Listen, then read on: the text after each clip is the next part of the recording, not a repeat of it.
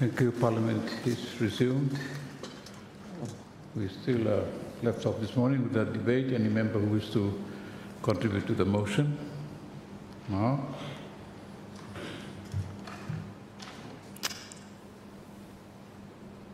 Thank you, Honourable Minister for Home Affairs and MP for Shortlands. Mr. Speaker, I rise to contribute to the 2026 Appropriation Bill 2025. Mr. Speaker, I thank the Minister of Finance for tabling the 2026 Appropriation Bill 2025 and also thank the Chairman of the Public Accounts Committee for scrutinizing the 2026 budget, especially in compiling the PAC report on the 2026 Appropriation Bill 2025. Mr. Speaker, my ministry fully utilizes its strategic approach of team dynamism and research alignment to deliver milestone achievements for the year 2025. Mr. Speaker, our programs are diversified across various sections, including non-government organizations, civil registration, gaming and lotteries, citizenship, cinematography, Constituency Boundaries Commission, sports and recreation, sports policy development, Independence Day celebration anniversaries, and support to government bodies such as Honiara City Council and the Solomon Islands National Sports Council, NSC. The current budget 2026, Mr. Speaker, for the year 2026, my ministry has a payroll allocation of $2,022,232 to meet staff salaries and allowances. Mr. Speaker, for 2026, my ministry has a subvention and grant allocation of $60,014,000 to cater for sports facilities management, maintenance, upkeeping, utilities, operational costs, and payroll. This allocation will ensure our sports facilities, training track, hockey pitch, national stadium, aquatic center, tennis center, Friendship Hall, and the DC Park water sports are well managed, maintained, and operated. Mr. Speaker, this funding will also cover corporate and administration costs, international sports commitments, including the Commonwealth and Youth Olympic Games, the biennial Solomon Games, anti-doping compliance, national federations, international participation, IT and management plans, partnership programs, skills exchanges, and maintenance plans. Funding will support the establishment of NSC provincial sports awards events, national federations governance development, high performance programs, coaches, associations, and coaching databases. Honourable Speaker, other areas funded include coach and facility management training in China, sports education, sports recreation development, staff training and upgrading, professional development, and NSC branding. Honourable Speaker, there are also budgetary allocation under other charges of corporate services to cover the running of the ministry, including office rental, staff housing, utilities, and other costs amounting to more than $4 million. Mr. Speaker, the NSC has a budgetary allocation of $4,993,125 for the construction of a new playing field and sports facilities at King George VI School. Speaker, sir, this budget includes allocations for the Citizenship Investment Program, CIP. A review task force will carry out further consultations to ensure Cabinet is fully informed of the advantages and disadvantages of implementing such a program. Proper due diligence and compliance checks must be conducted before recommendations are finalized. Mr. Speaker, the CIP has the potential to cover new revenue streams once fully explored A comprehensive report outlining regional and international consultations will guide cabinet decisions. Speaker, sir, my ministry also has a recurrent allocation of $2,425,673 for hosting the 2026 National Independence Day celebrations. Preparations begin at April 2026 and acquittals conclude on September 2026. Speaker, there is a sports grants allocation of $2 million to support national sports federations upon application. This also funds international ministry of sports meeting, including anti-doping ministerial meeting, UNESCO, Olympics, Commonwealth Games, MSG ministerial meetings, and other senior sports official meetings. Speaker, sir, a budget of $1 million is allocated to purchase tree planting machines for Honora City Council to support the ongoing Greater Honora Clean and Green campaign. Honourable Speaker, a further $792,000 is allocated for the Ministry's legislation review program to review 4 key pieces of legislation in 2026. Development Budget 2026. Honourable Speaker, under the 2026 Development Budget, my ministry is allocated $8,493,125. Sports infrastructure development in the provinces is allocated $3.5 million, which is part of an ongoing program. Mr. Speaker, $1.5 million is allocated for completing the Noro Tuna Park sports facilities, while $2 million is allocated for Korovo multi-purpose sports facilities in the Shortland Islands. Advertising, consultations, local fares, accommodation, freight costs, CAPEX land and non-residential buildings, and national youth grants. 2025 achievements. Mr. Speaker, in 2025, NSC received the Sinis facilities from National Hosting Authority on 9th May 2025, requiring significant maintenance to address backlog issues. Security responsibilities for the 7 sports facilities were also transferred to my ministry on June 2025. Mr. Speaker, we developed promotional videos and brochures to market sports facilities. We supervised installation of 106 solar-powered air-conditioned units to the Aquatic Center and Friendship Hall for the PIF's leaders meeting. We also supervised storm drainage construction, electrical rectification, kill switch installation, and upgrades to water and electrical meters. Additional improvements include a recovery pool, recreational hut, and landscaping works. Mr. Speaker, the National Tennis Centre has been registered as a white badge centre by the ITF, and a plaque will be unveiled.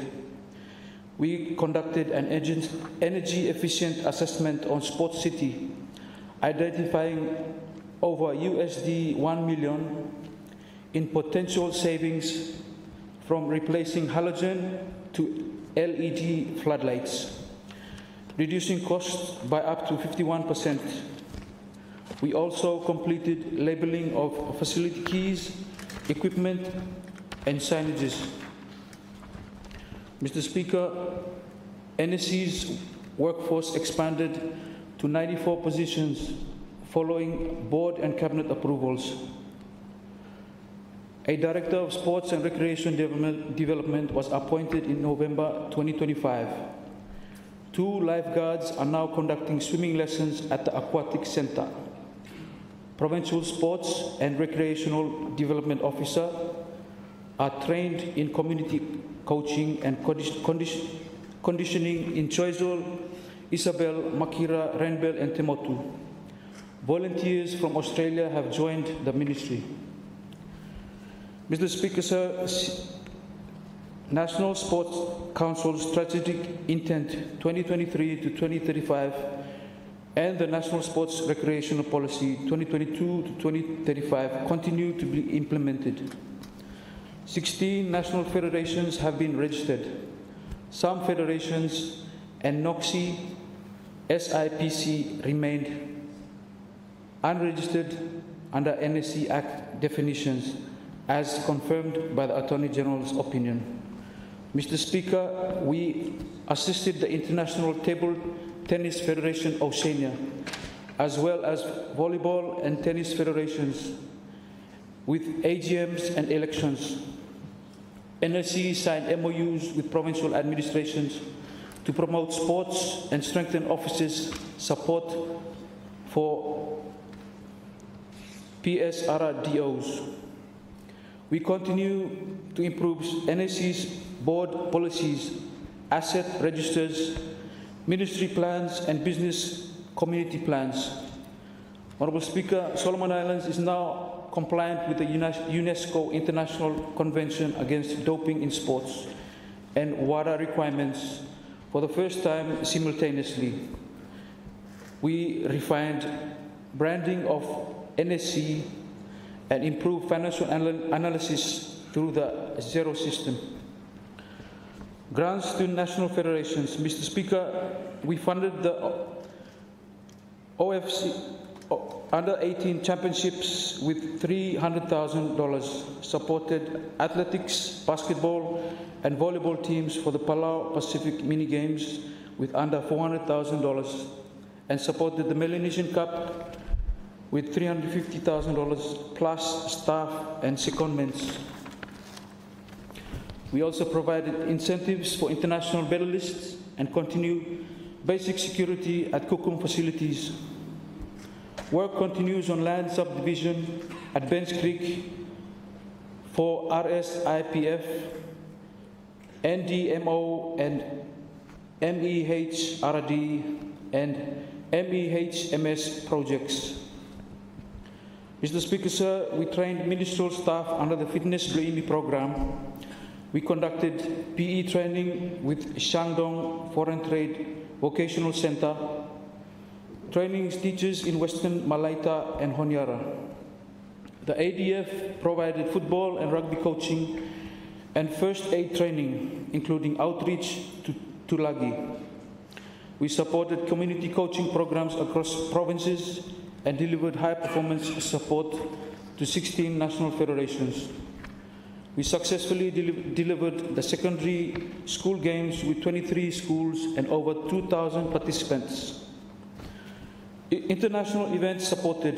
Mr. Speaker, we supported Solomon Islands versus Brisbane Roars, OFC Under-16 Championships, various national squads, Independence Day, Sir Charles' 3rd birthday, Miss Pacific Islands pageant, the Honiara Summit, the Pacific Water and Waste Management Meeting, Pacific Islands Leaders Meeting, PIFs. These events enhance tourism and continue with 2023 Pacific Games legacy. International engagements. Mr. Speaker, sir, Solomon Islands played a leading role in the UNESCO Anti-Doping Conference, advocating for small island development states, SIDS. We also engaged with MFAT, DFAT, ADF, PRC Embassy, India, Russia, Japan, and Invictus Australia in sports and governance cooperation. Mr. Speaker, Nono Tuna Park is 75% complete, with works to resume in late November and conclude in mid-January 2026. Handover is planned for February 2026. Work on Korovo will continue once logistics and financial arrangements are finalized. Sports achievements. Mr. Speaker, the Solomon Islands national football team won the 2025 OFC Women's Nationals Cup for the first time in history. Our Kurukuru futsal team also became 2025 futsal champions. Mr. Speaker, my ministry under citizenship, gaming and civil registration processed 48 applications, 25 approved, 7 rejected, 14 deferred. Civil registration recorded 22,994 births in 2025 and 2,024 deaths. CBC governance. Mr. Speaker, the CBC requires proper regulations to operationalize its functions. We recommended establishing a guideline for this mandate. Mr. Speaker, Ministry Budget Performance 2025, we have utilized 94% of the recurrent budget, 83% of the development budget, and 26% of the budget support. Policy priorities for 2026. Honourable Speaker, our priorities include implementing the Civil Registration Bill 2025, Ministry reconstructing, exploring the Citizenship by Investment Program, Keep Honiara Clean and Green Initiative, Provincial Sports Infrastructure Development, Legislative Review of 4 major acts, strengthening CBC governance, hosting international sports events and sports tourism. Mr. Speaker, we support recommendation 42. The remaining 2 facilities, West End Sports House and Multipurpose Hall, should be formally handed over to National Sports Council. We also support full quarterly release of appropriated recurrent funds to National Sports Council. Mr. Speaker, before I conclude, I express my sincere appreciation to the Prime Minister, Honourable Jeremiah Manile, for his steady leadership and vision for a stable and prosperous Solomon Islands. I also extend my heartfelt appreciation to the Ministry of Finance, Mr. Rex Ramofafia, for his leadership in preparing and tabling the 2026 appropriation bill. Mr. Speaker, my ministry looks forward to the successful passage and implementation of this budget. We are committed to building on the gains achieved and advancing the priorities that support good governance, national unity, social stability, and inclusive development across Solomon Islands. Mr. Speaker, I take this opportunity to thank my good people of Solomon Islands constituency for your ongoing support, trust, and prayers. I remain committed to serving you with dedication and humility. To all the people of Solomon Islands, I wish you all a Merry Christmas and a joyful festive season. May this season brings unity, peace, and blessings to all families across our beloved nation. Mr. Speaker, with these remarks, I support the bill and I resume my seat. Thank you, Honourable Minister. Any other members wish to speak to the motion? Honourable MP for West Sahara and Chair of Bills and Legislation Committee. Thank you, Mr. Speaker, for giving the opportunity for me to also join my colleagues to make a brief contribution to the debate of the 2026 Appropriation Bill 2025, moved by the Honourable Minister of Finance and Treasury. So, allow me sincerely thank him, the Honourable Minister. May I also congratulate you, my colleague MP, for taking up that ministerial portfolio. Challenging one, but I'm fitting you Ian Man so me trust him by you deliver, and this is your first budget for GNET 2026, Appropriation Bill 2025, number 7 of 2025, Mr. Speaker, where Minister Hemi Potim Kamlo, Honourable Trumpers. So the bill, as we understand from the reports and also interventions by colleagues earlier, seeks to appropriate an expenditure of 5,605 $482,104, Mr.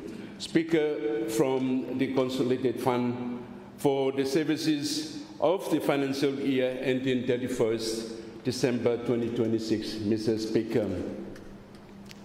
So, let me also thank the Permanent Secretary, Law Ministry, Law Finance, which is Mogata Stab Lohem.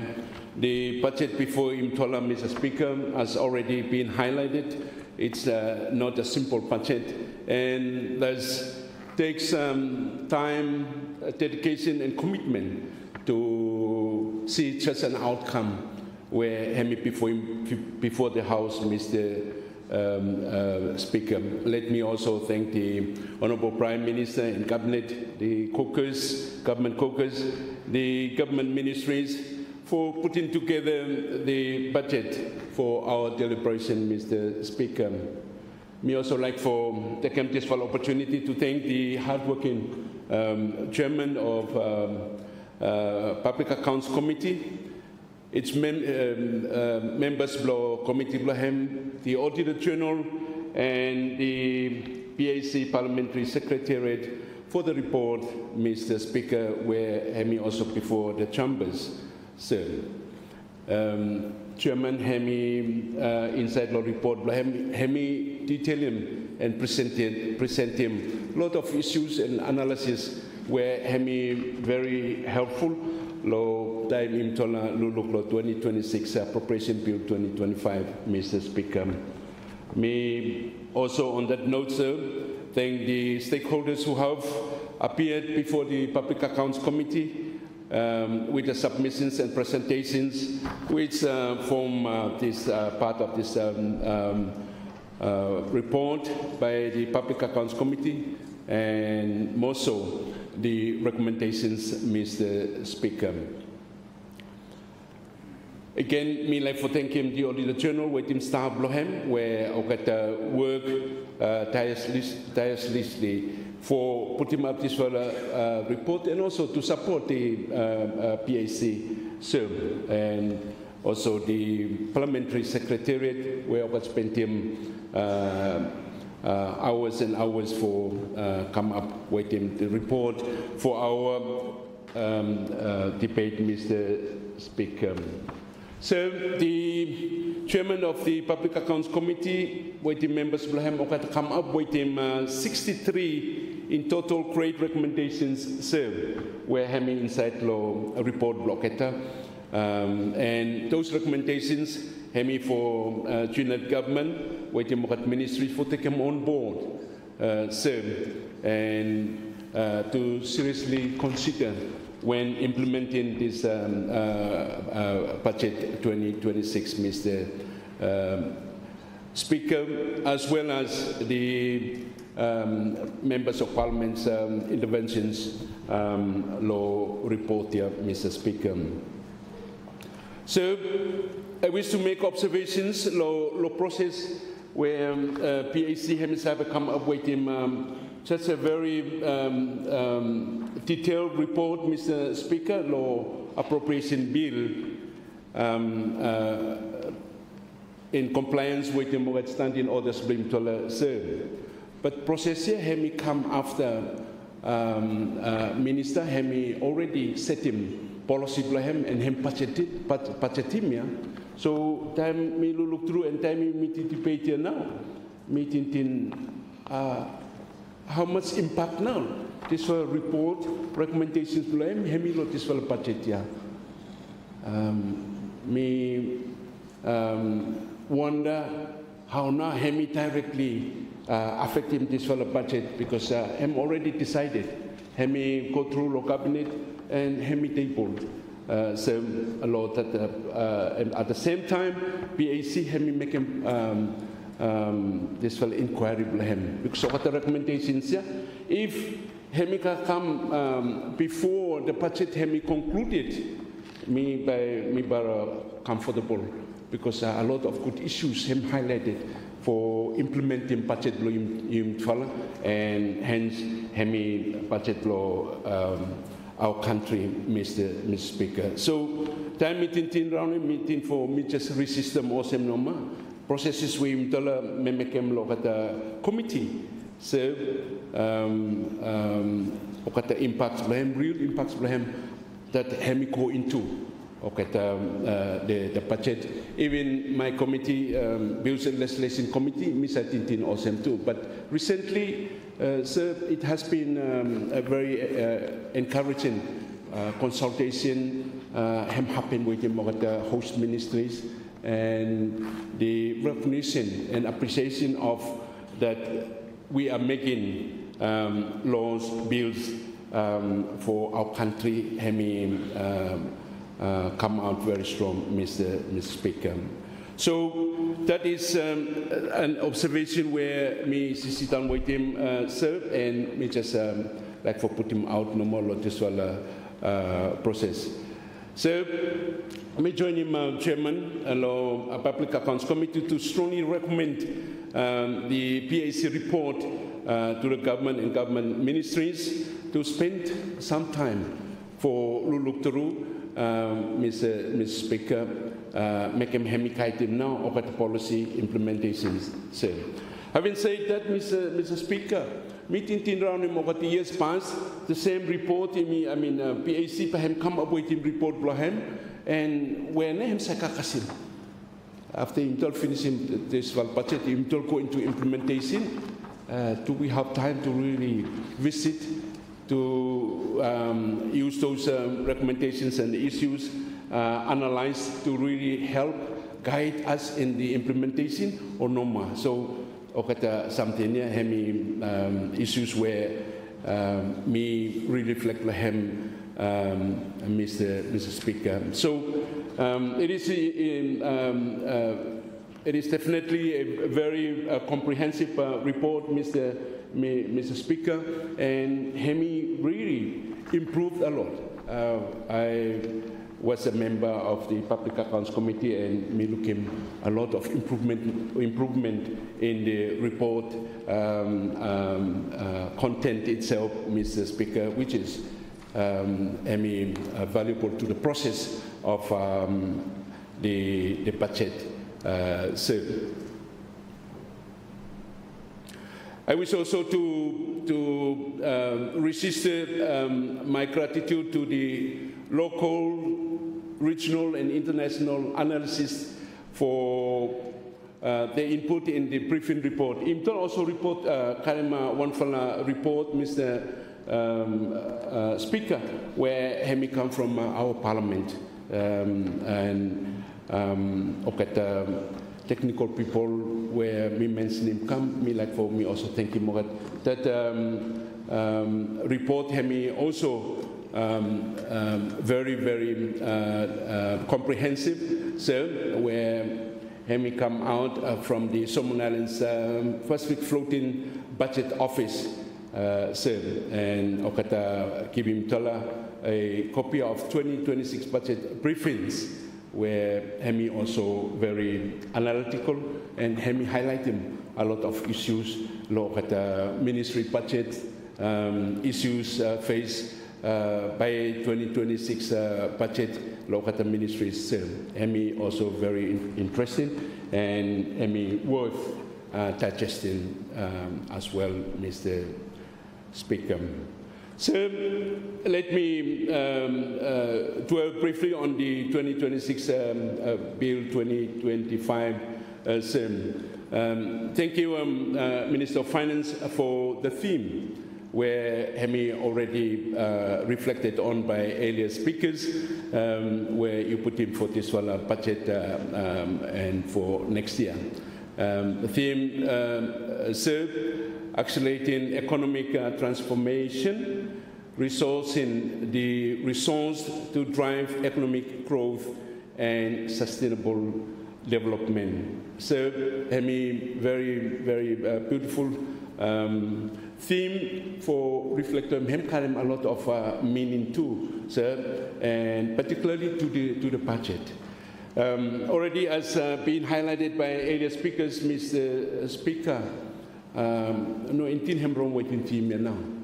for imtala really and fully achieve him now, hemi depend on resources and the budget, Mr. Speaker.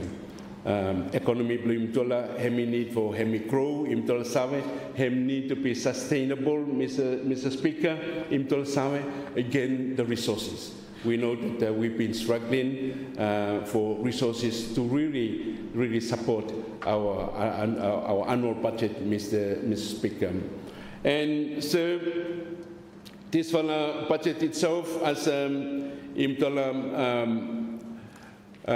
save finish serve hemi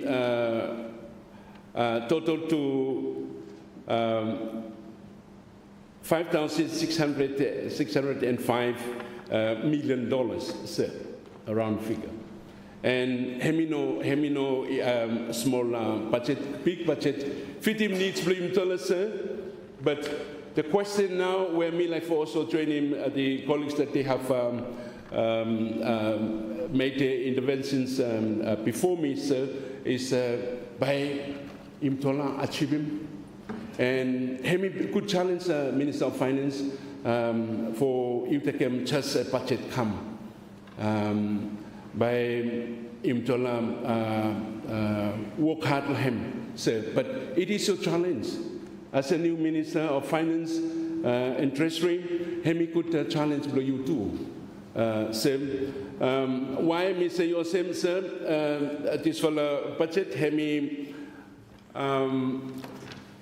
To say hemi 600 million, 6,000 million, Mr. Speaker.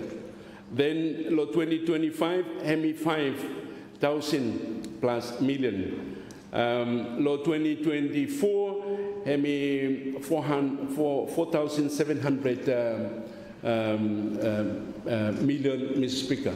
If you look at the trend here, Mr. Speaker, and the question where Hemi being highlighted in the reflections already, okat pachiti imtola achievim, okata small, okata low 4, 5, imtola achievim, asimtola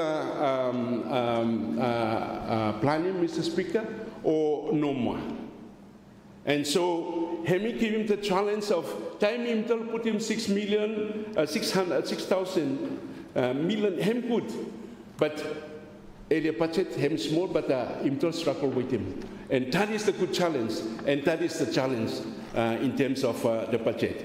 We are to deliver to this nation, to the people, because it's their budget, Mr. Speaker, and that will be the challenge. And ministries, it's not new to the ministries. It is the responsibility to take up the challenge and deliver within your capacities to our people serve. Budget as look Mr. Speaker, Hemi again a very huge budget as me just Totoklohem, Mr. Speaker, and Hemi take come over the challenges. Then by implementing, Mr. Speaker, by Hemi implement fully or no more. Indeed, this challenge, Mr. Speaker, already as highlighted by the report from the Public Accounts Committee, sir, some for ministry budget, yeah, or no even fully utilizing, yeah. For whatever reasons, sir, hemi non lo imtala, some for reasons, hemi no more, sir. Hemi budget imtal put him budget lo le, but during the implementation now, imtal no sa implementing more policies, yeah, because resources, yeah, hemi no easy for accessing, hem no flow. As imtola anticipating low budget, and that is the challenge. Me like for highlighting because Hemi good challenge for new Minister Blimtolo Finance and Treasury, Mr. Speaker. So, as me level touch lohem, look at appropriation bills. In the past, in debating and growing the economy, Hemi come up how for intergrown economy, sir, has been stated and pointed out. But here, Imtel continue to again come across him or the same Tintini Hemi highlighted more, Mr. Speaker. And so that is why by Hemi interested for Imtala takem level time reflect lo kata reports lo Imtala reflect lo how na Imtala come up with him or policy. Because hem look at him or kata same something hem continue for Hemi pop up, hem continue for come out.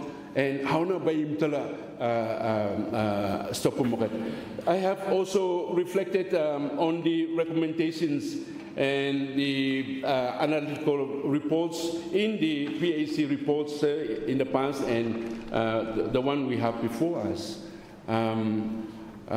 Meeting tin lokata no put lokata same issues numa hem ka come out lokata report here and recommendation same numa.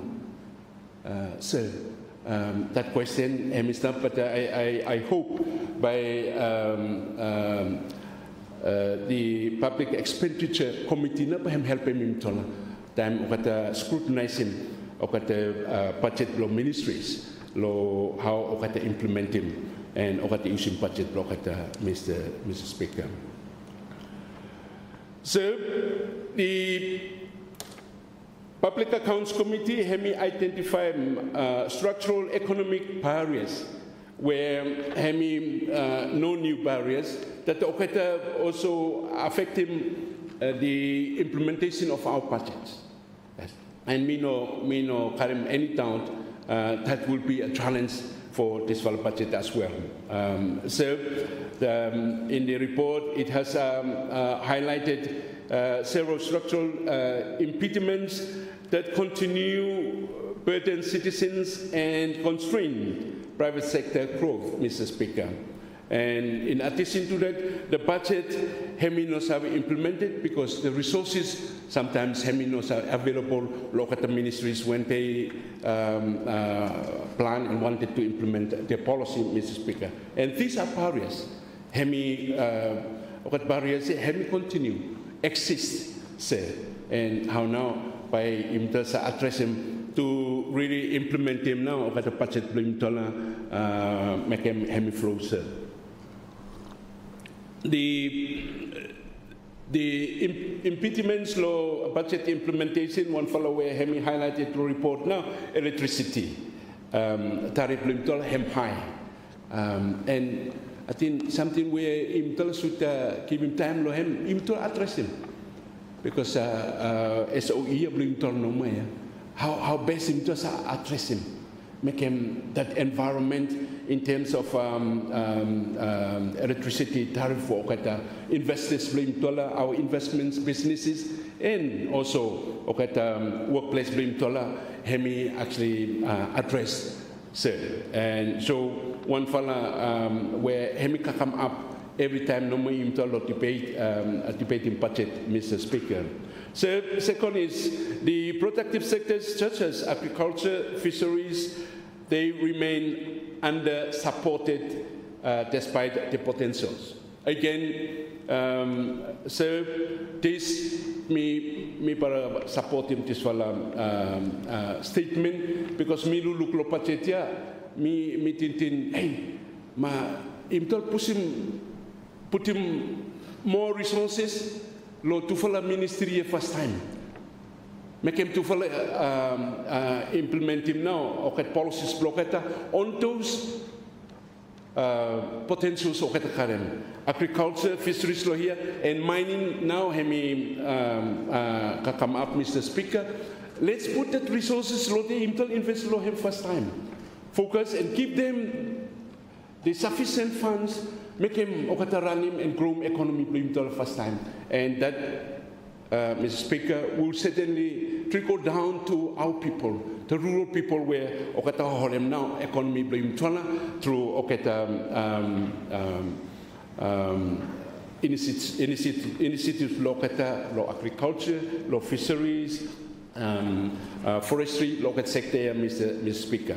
But the environment, the conducive environment for budget hemi creating for kata and the resources for hemi really go down for help him okata minus I looking lokat budget lokat ministry me looking okata small budget no mo ito sakim no to follow ministry fishery and agriculture to follow since me come lo house here me current interest because me looking to follow now backbone sectors for really supporting economic imtal.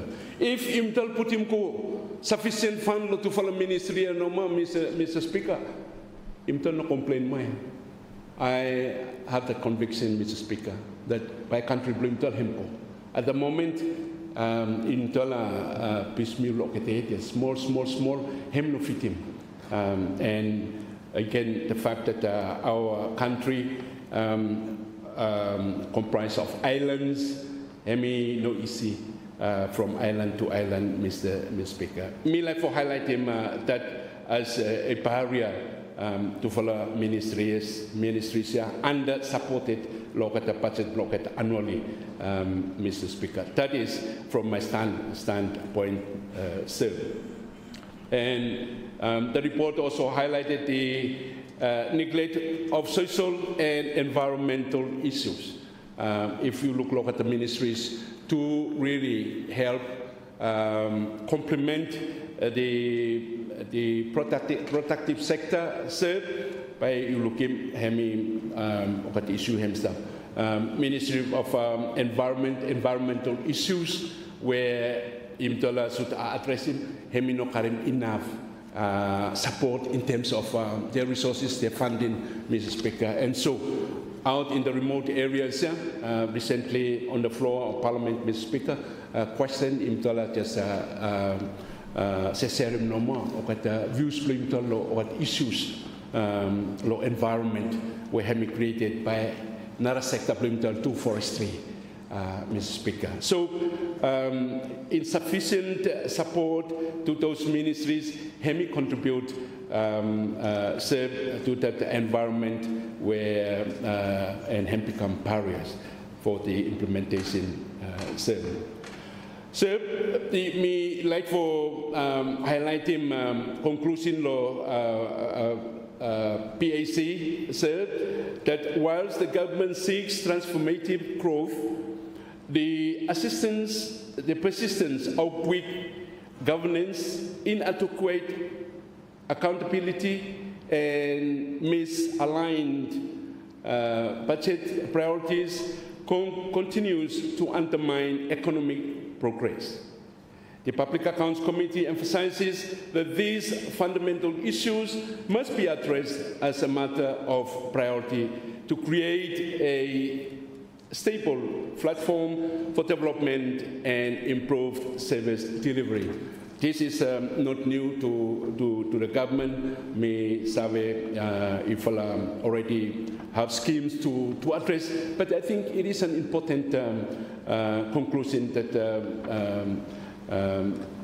Public Accounts Committee has in their report, and it has merit for us to again reiterate so that those stakeholders that need to take heed of it when they are in responsibility to implement their budgets, Mr. Speaker, this reminds them, be a reminder to themselves. So, Minister Jaime highlighting lo speech lo himself core principles and policies, intentions that will shape our nation's physical trajectory. And nine for now, Minister Jaime highlight him, anchoring the physical stability, rationalizing tax system, that one hemi review of sin tax on tobacco and alcohol, for one hemi reforming the mining sector and commitment to EITIs, fifth, the establishment of the Solomon Islands Solvent World Fund, 6 international ports and declared sovereign wars policies. 7, strengthening cooperation with financial institutions. 8, new revenue streams and expenditure control. And 9, sectoral growth in the coming year 2026, and the target of achieving 4% growth in contrast to 2.7% forecasted, Mr. Speaker. So these are very good core principles, Mr. Minister, for hemikaitim this budget implementation. And okay, there are a lot of values. Time imtal tintin lohem for hemikaitim imtal lotis wal budget. Again, the rationalizing tax system imtal hemi overdue one imtal save there are spaces for imtal doing for revenue intentions imtal, as well as creating a conducive environment. Taxation hemi important lot that one. For investors imtal, more so our indigenous investors, where no really current that good base in terms of capital for save invest. And so that reform hemi very, very important, and thank you, Minister, for you putting priority with this budget. Reforming the mining sector, sir, first something nice, this bill where hemi come finish, you need for reforming. Good fella. Me fella lo committee blow me fella look through no ma.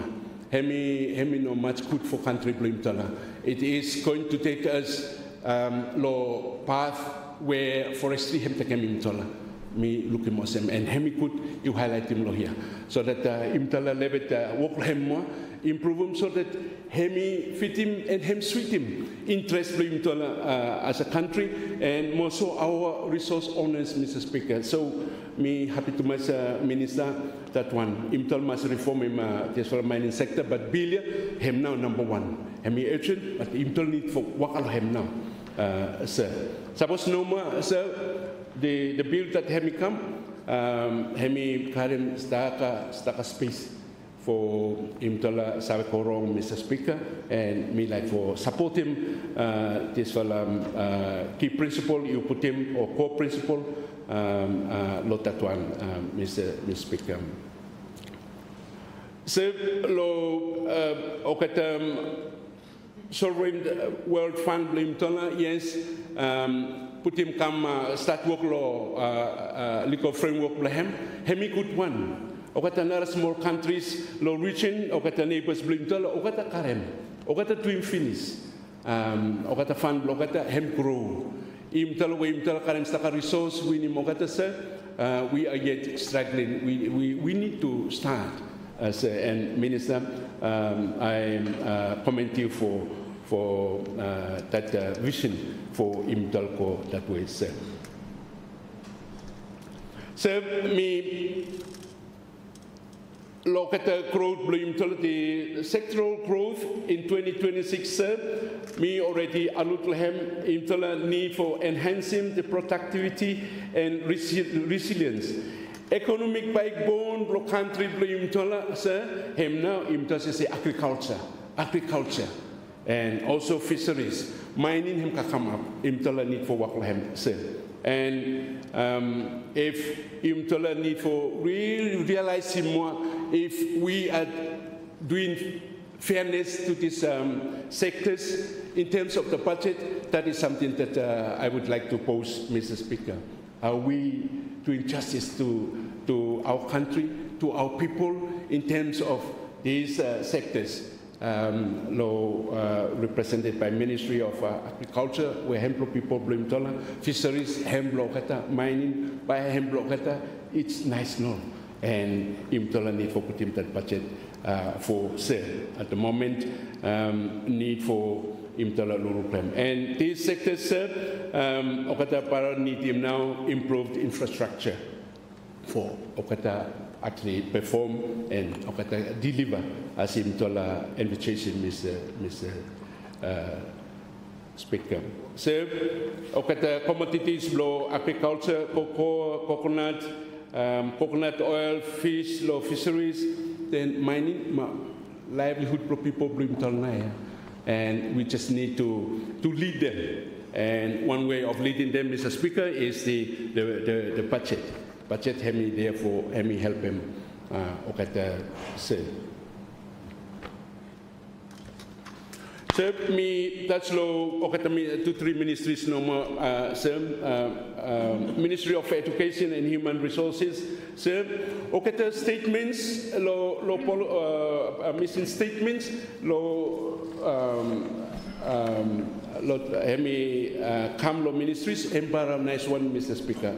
Me like a mogata and mission statement lo Ministry of Education and Human Resources. The MERD new education sector strategy, the overarching strategic goal is to provide universal access to quality secondary education for all children by 2030 and improve access to technical and vocational education and training and higher education. Serve particular ministry, Hemlodia, the mission statement, bar perfect one, sir. And me look forward to how by budget, hemi help for me advancing or government him advancing this mission statement, sir. Low education, me like for make him reflection or some normal, sir. If imtal look education, okat people blame lo villages ya, okata look education or some school no maya school. As long as okata karen primary school okat happy, okata karen community high, technical, okata school no ma. Okat pachete hem to deliver lo okata people blame every people's Miss Speaker. That one now me like me reflect lo hem. There are villages within our country, our constituencies, where education hembara had something to masya. Mission statement and say something where hemblokatana. Sir. And me like him for him to reflect lo this wala budget lo Ministry of Education provide him okata facility for okata. Sir. Second one where me tintin round him, sir, where parents okata struggle with him school fees ya. Sir, imtola colleagues, imtola savena, okata constituents imtola come, ask him help the school fee. Meeting atin him high time imtol serious about free education. If imtol say forum selling forum, it's for our people. They're right. The children need to be educated.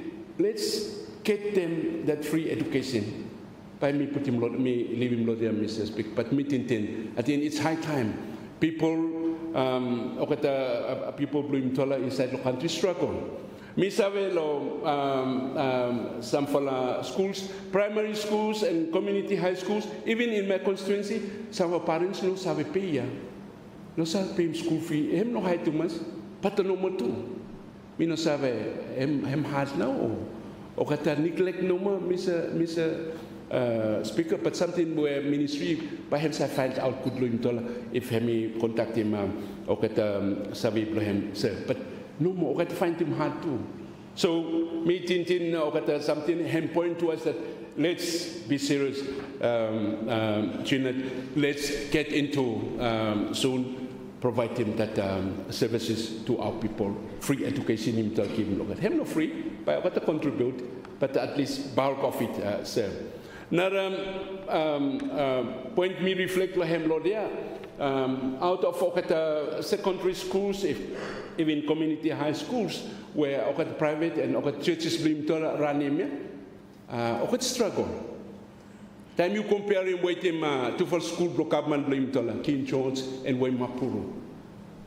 You look lo budget, you look at I think it's high time Imtola start for putting budget for Okatanoma for Imtola also support him. They are also providing the same services for Okat beginning Imtola schools. Imtola luluk that one make him not only to for school block government Noma. Direct funding under the budget him kokoloketa, but Imtola annually should also help him schools, law,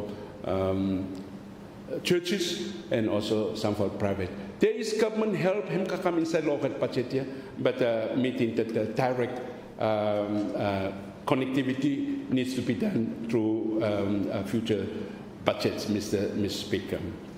Me like for me call Ministry Law Health, missing statement, hem na me interest law hem proactive stewardship of the sector with a focus on primary health care and healthy islands effort via active community empowerment and development, Mr. Speaker. The sector will also plan and manage health improvements with a focus on reducing the determinants of disease and illness, including improving disease management. Thank you, Jeanette, for this big ministry Blimtola, the budget. Thank you, Minister. Very strong advocate for the health services lo country Blimtola. Same. And one for ministry we have taken a big budget. Same. Me like look him lo as well as Ministry of Education in my reflection that lo Ministry of Health as long as medicine him stop waiting people Blimtola sa. Okata sabe that Ministry of Health him wakanaya. As long as okata clinics block him no close, okata area health center sir. Good now. As long as national referral hospital or even hospital, provincial hospitals, okata Kasim and medicine law there, sir, and treatments and services okata sick okata receiving, that's okata happy. So, that is the fundamentals of this ministry as well. Imtola providing over something, make sure that is the basics, and they have to be there, sir. Because a lot of efforts in making him continue for supporting the other components, but these basic components, this health sector, him is absent the rural areas. Some for villages where Imtal Karem inland by colleague MP and Minister of Foreign Affairs by Hemi Konkolo this one, but still far away. For how for go accessible health services, narakain. Imtola no sabe kasim kain. So, but it's something that worth Imtola reflect him when we are looking at how to provide better and efficient service to our people. So that is the Ministry of Health. Lo Ministry lo provincial government again missing statement locata hemi very nice. Hemi inside lo this report as well. But lo provincial government lo end lo this missing statement locata provincial governments ensure resources to facilitate effective service delivery to improve living conditions of all rural communities. That part law, Mr. Statement, me highlighting because by him for along with him, Tintin where me reflect them. Same, law provincial government, if Ogata Karim enough resources with him, Ogata for look after Ogata people blame Tola, him no Karim any problem. But they are also struggling. Our provincial government and national government need to really recognize this struggle. How now by Imtola, again, tough tale, national and provincial government better for imtola look after okata rural imtola in their needs. Okata services, like water supply, drinking water, transportation. Those are things where hemi inside the communities and hemi inside the provincial territories, Mr. Speaker. So, lo reflection below me, my submission to Chinet is that Luluklo, this revenue sharing scheme or formula, little bit give him some fellow selling look at the more. Little bit no more, no give him too much, no put the main press me him empty. But suppose him tell Levitt give him a little bit, by you look him, there will be certainly big change, Mr. Speaker, in how they are going to respond to the needs of the provincial government. Then Minister, Law, provincial government knows better.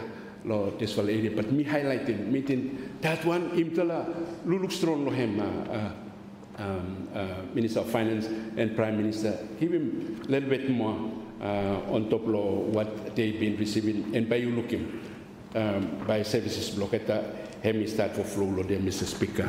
So, law Ministry of Agriculture, me already highlighting, sir, and me like for say Osem Noma, that is one of the ministries where even no matter 1/3 of our budget hem call hemlo 1 year for intel start him by me para support him.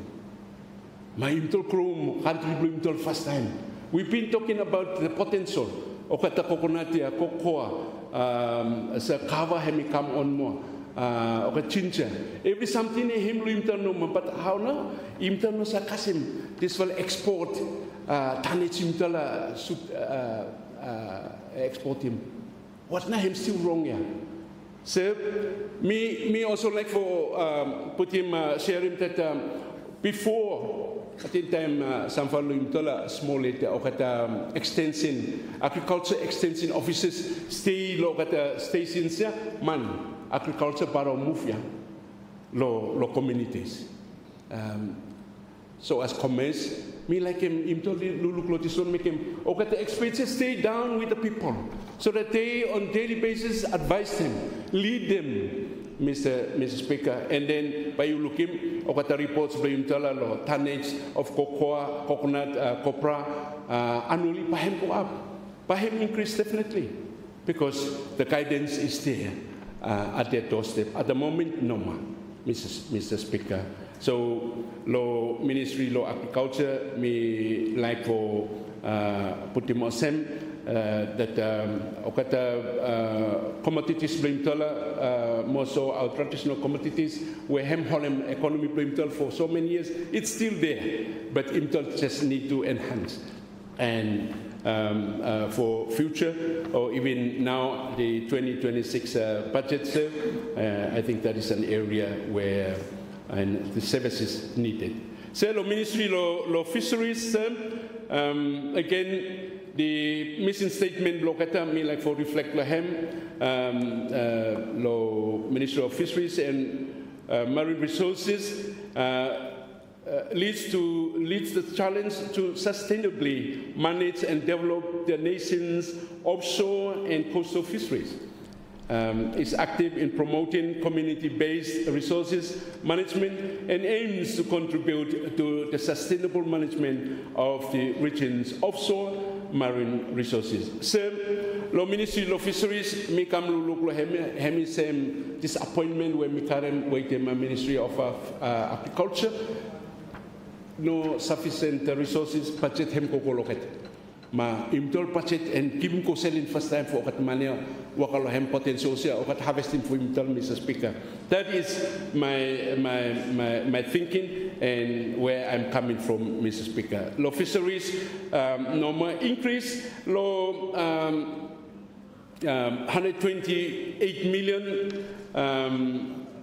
Law development budget, yes, substantive increase, Mr. Speaker, but most of it also Minister Hemi of Fisheries, Hemi highlighting him for Bina, Mr. Bina Harbour project sale. And so in terms of other activities blocked, no more.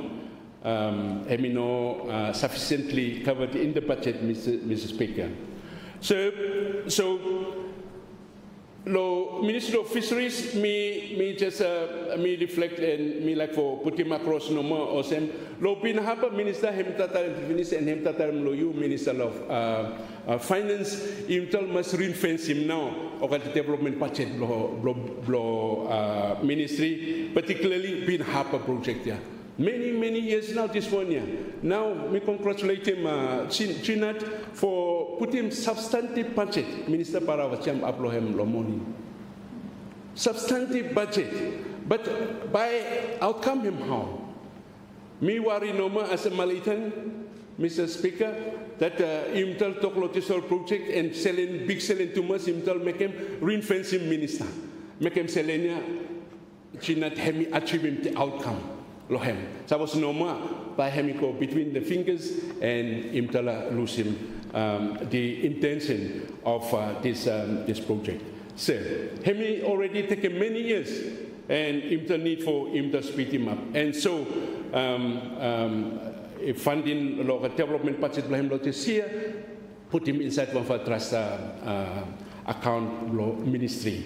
By how for him service by Minister with the government him come up with him. So tilapia farming Minister him to talk lohem as a matter of policy him to make tiliba mokata tilapia kolokata rural farmers bring to the list of farmers him highlighted in the report, but let's proactively pursue that implementation of tilapia farming, because hemi protein and hemi also income block at the household, and if they can access it, that is what we wanted, Mr. Speaker, and interlocking for budget hemi cater for that one.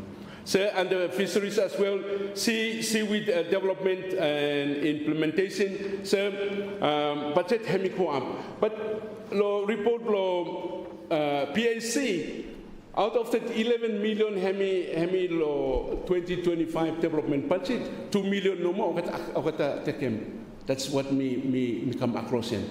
If hem osem hem para mi totoke hem no fear budget lo imtola hem good budget, but for deliver sir osem. So fisheries lo seaweed 2 million out of 11 million say. But if you look at that is one for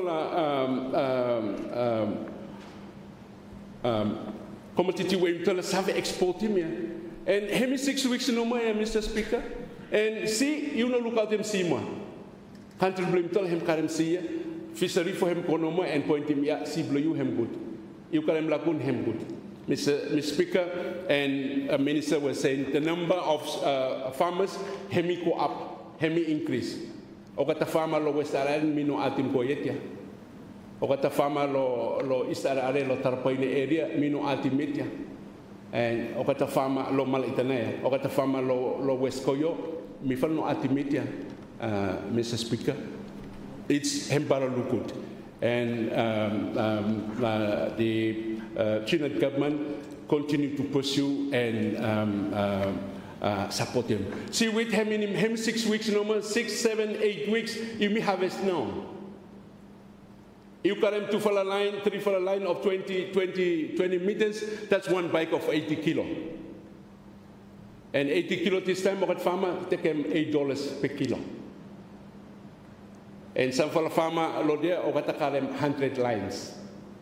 200 lines, Mr. Speaker. That is how aggressive, how proactive they are in this fisheries activity. And Minister Hemi lo fisheries Hemi totok strong lohem. But this is an area where imtala put him go imtala liti mo kata wait Mr. Speaker resource Hemi go. It's not cheaper. Say. Seaweed farming, hemi no cheaper because you don't need to more water flow test. If sir, you call over Sarare this time, by you pass the rope. Seaweed rope, West Sarare Lakun from Rohinari up to Harumo. The both side.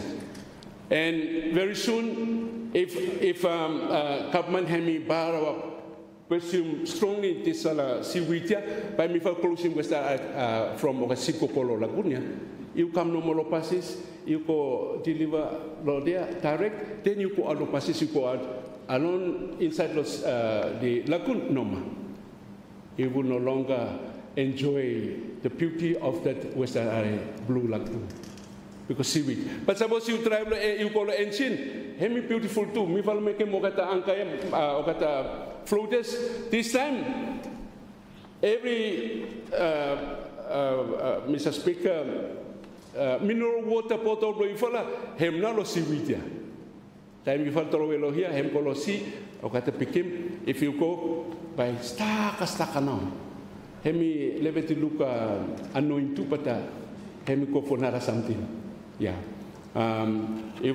because of the material, those jellycan 20 liters, that is the main floaters now, because I'm no easy for ketem. If you call at places Lomifala, yes.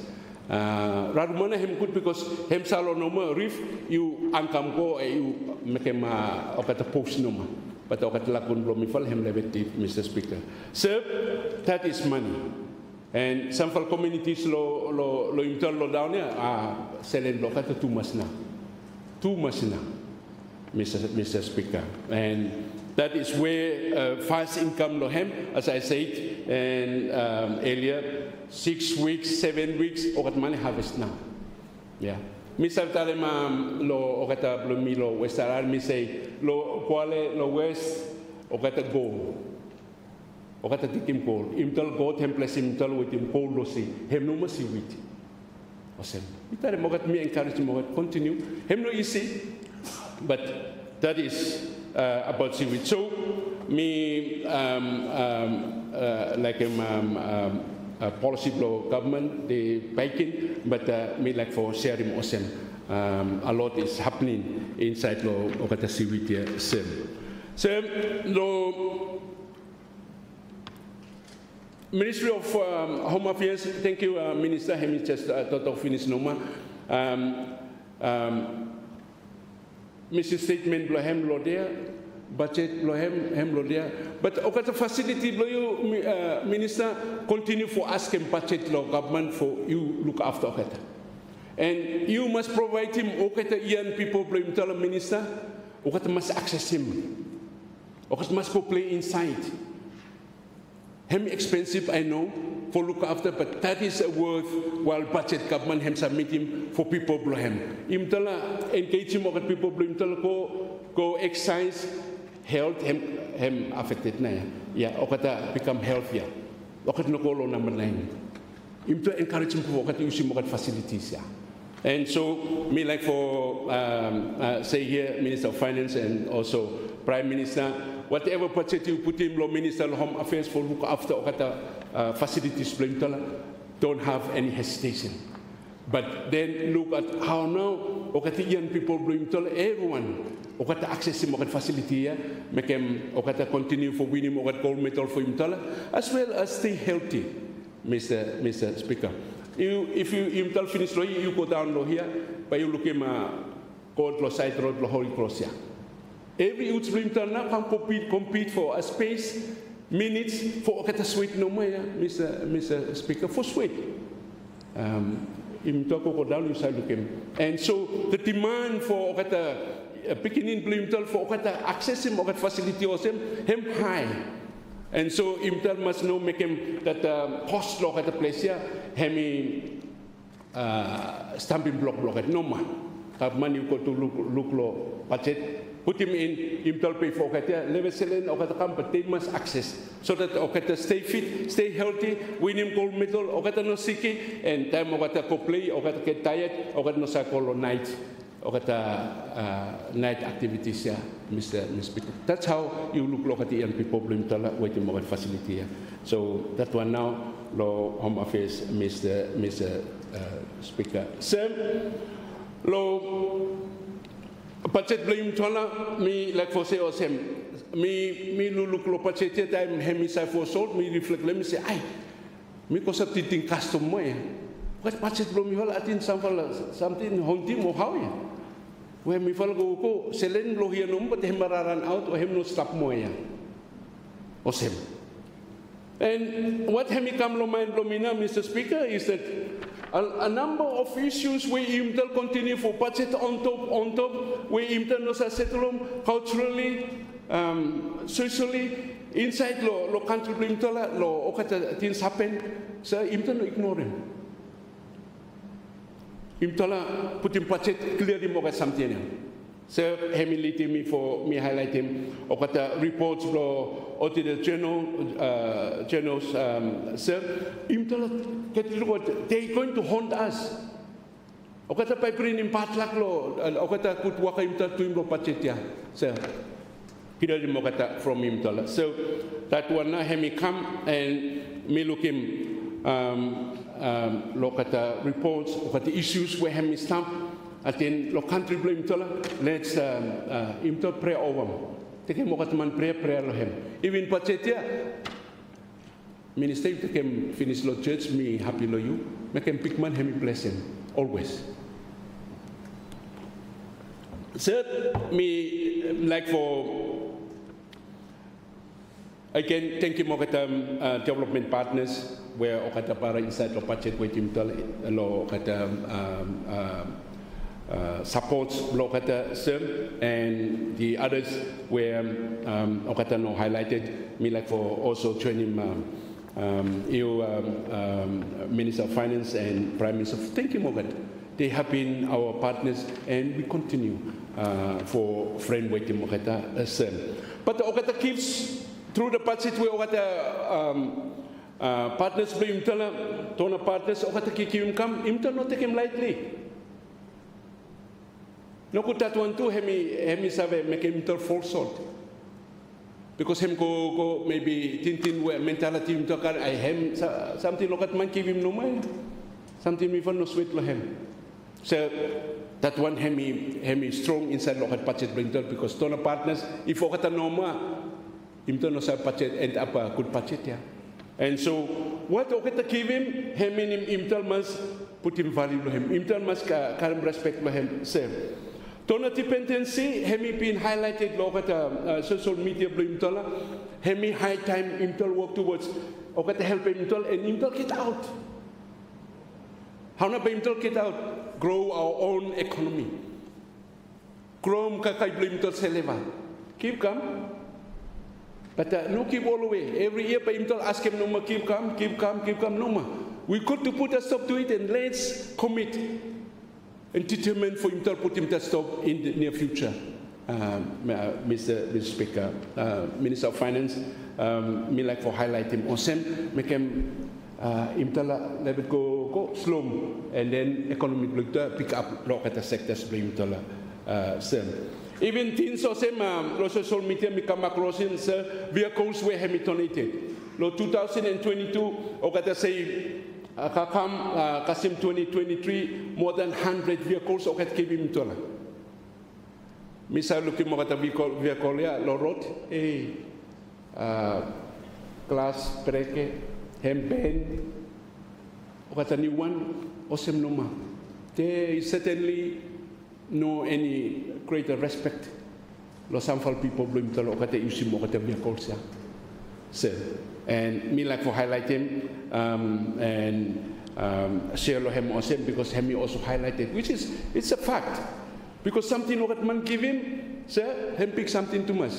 Do custom blow him tell me no say but custom blow are something man hemi give him you no never give him out. Tambu. If hemi give him shade lo you no give him shade lo anyone man. Hem tambu. Custom blow me follow are. And so that big respect, look at the gifts. Hem kakam, but lo what me observing, look at the gifts, look at the Tona partners blame tola, some fellow where okat say usim no save usim lo way where hemi kadam that respects them. So okata stop waiting him tola always our Tona partners and him tola again thank you mokata. So, me like for thank him everyone that they have supported the budget in one way or another. particularly those stakeholders that they came, present themselves, make submissions to the Public Accounts Committee, those in public service, those that they worked tirelessly to conclude the budget, the bricks we have, the development budget. I would like to also comment and thank them, sir. Me like for thanking Christians, our Christians churches throughout our country, where also pray for the government, pray for budget, our leaders, our Prime Minister. Me like for thanking the leaders too, that always waiting throughout the country itself. So that is my contribution to the budget 2026 appropriation bill 2025. Sir, waiting that one, me like for receiving seat. Thank you, Honourable Member for West Are.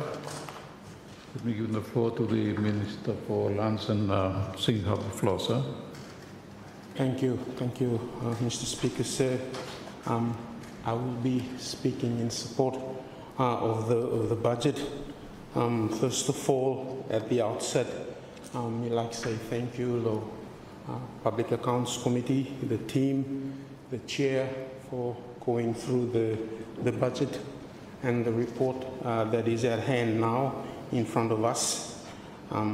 Thank you, law stakeholders and everyone that participated, that saw the fruition of the paper, the document that has been compiled and presented to us. Once again, Mr. Speaker, sir,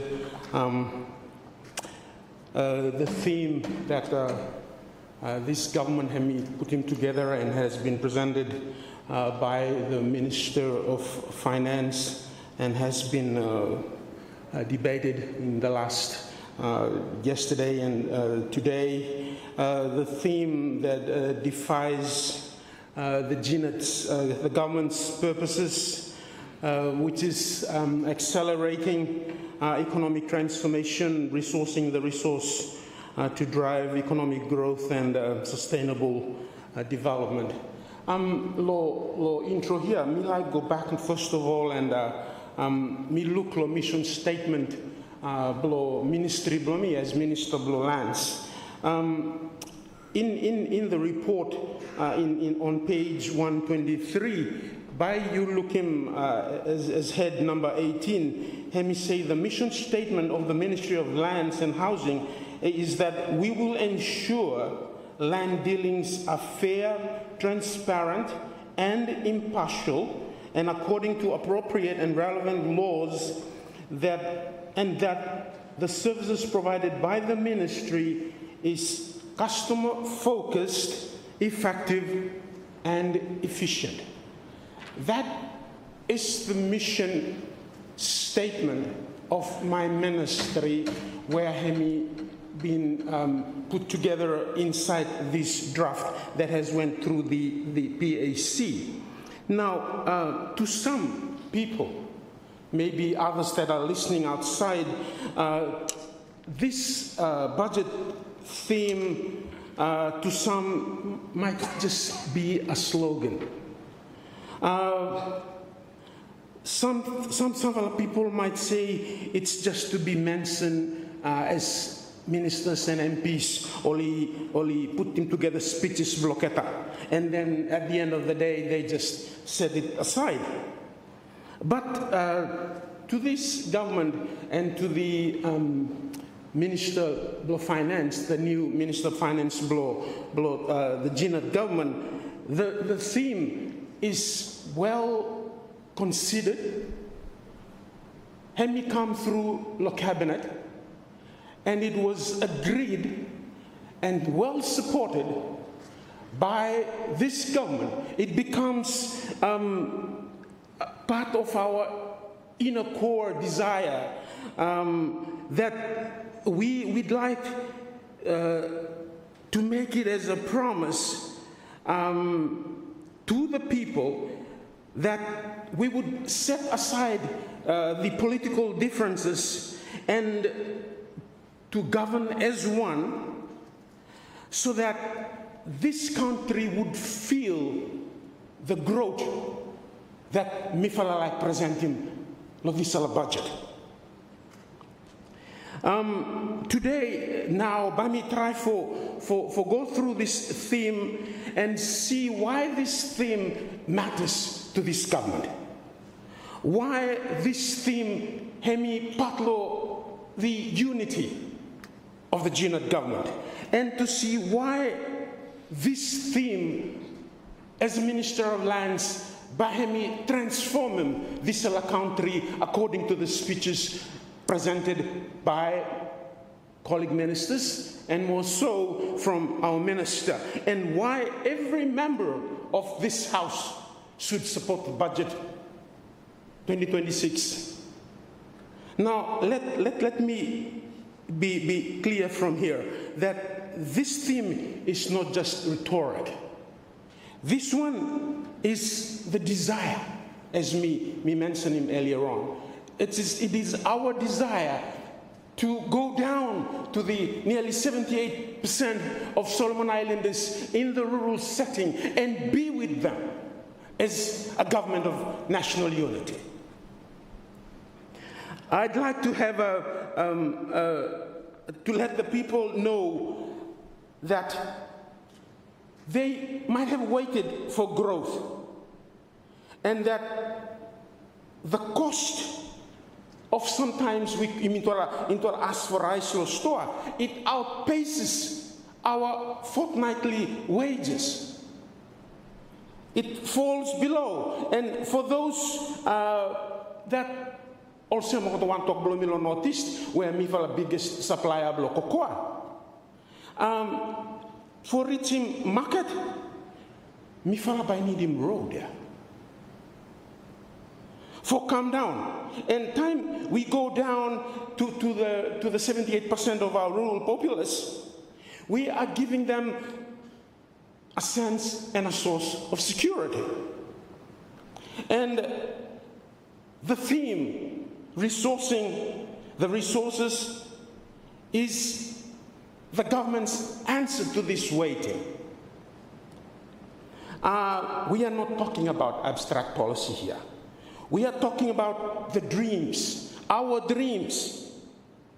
It means investing in a cocoa farmer who already knows how to meet him now, the demands, the export market, the standards. But him need him now, 60,000 feet of road for taking those beans to the port.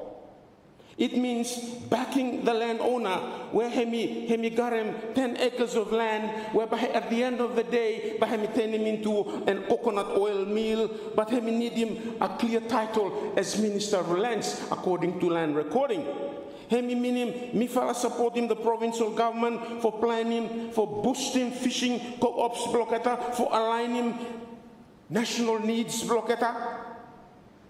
These, Mr. Speaker, are not random choices. They are the aspirations of our ordinary citizens of this country.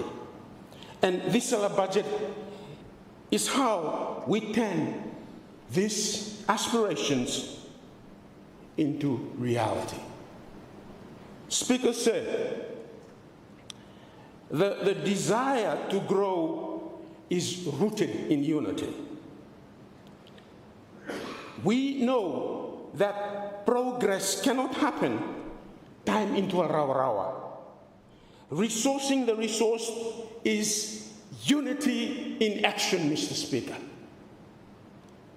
It means farmers in Guadalcanal, businesses in Honiara depend on each other, because that farmer's crops feed the business owners' employees, and that business owners' demand creates income for the farmer.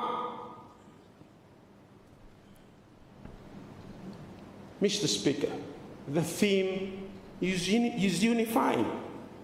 It brings every single citizen of this country, the 78% of Solomon Islanders living in the rural settings, into the growth story. Resourcing the resource is about the growth story. It's about unifying Solomon Islands. It's about a budget that does not divide us, because a budget that divides us cannot succeed. And here is the reason why, Mr. Speaker.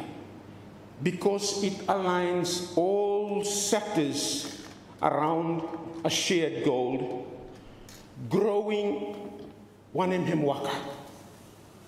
There is no exclusion on the budget theme here, Mr. Speaker.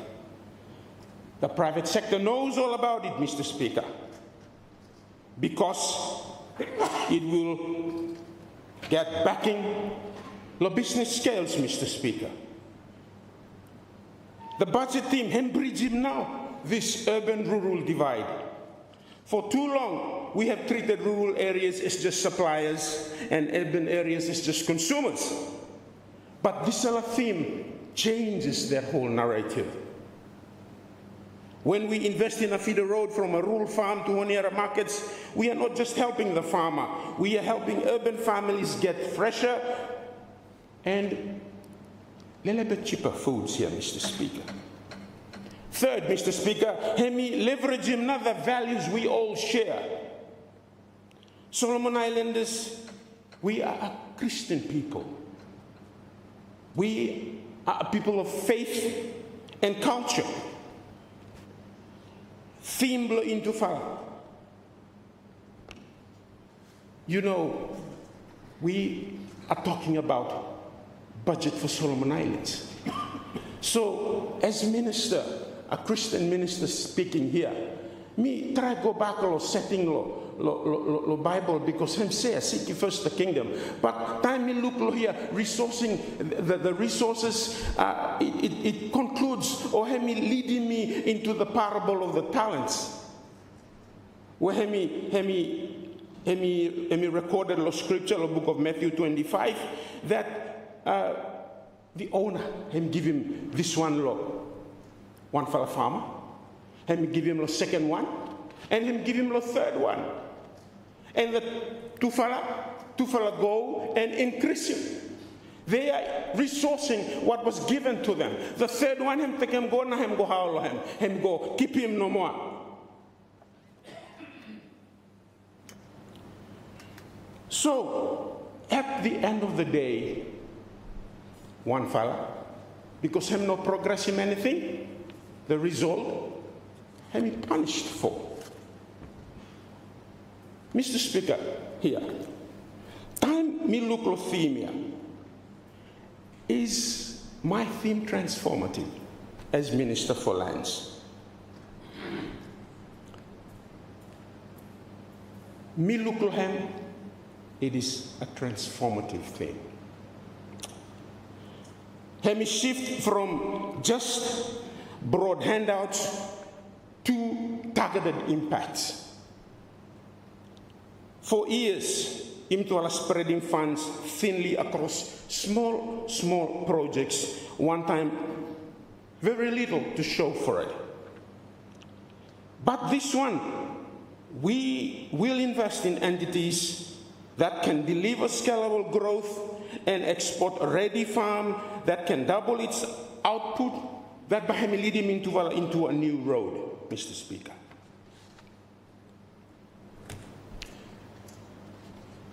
A lot of colleagues, a lot of interventions block that cover a lot of issues. And as Chairman of the BLC, he just concluded, he covered a lot of sectors for which Bami no go back and repeat him Ogada. So I will move directly to my ministry now. Mr. Speaker, on day one yesterday, the Deputy Leader of the Opposition raised him critical questions about him whether this theme, this budget, will change the lives of our 78% ordinary Solomon Islanders that lived in our rural setting in a meaningful way, particularly regarding land, housing, development.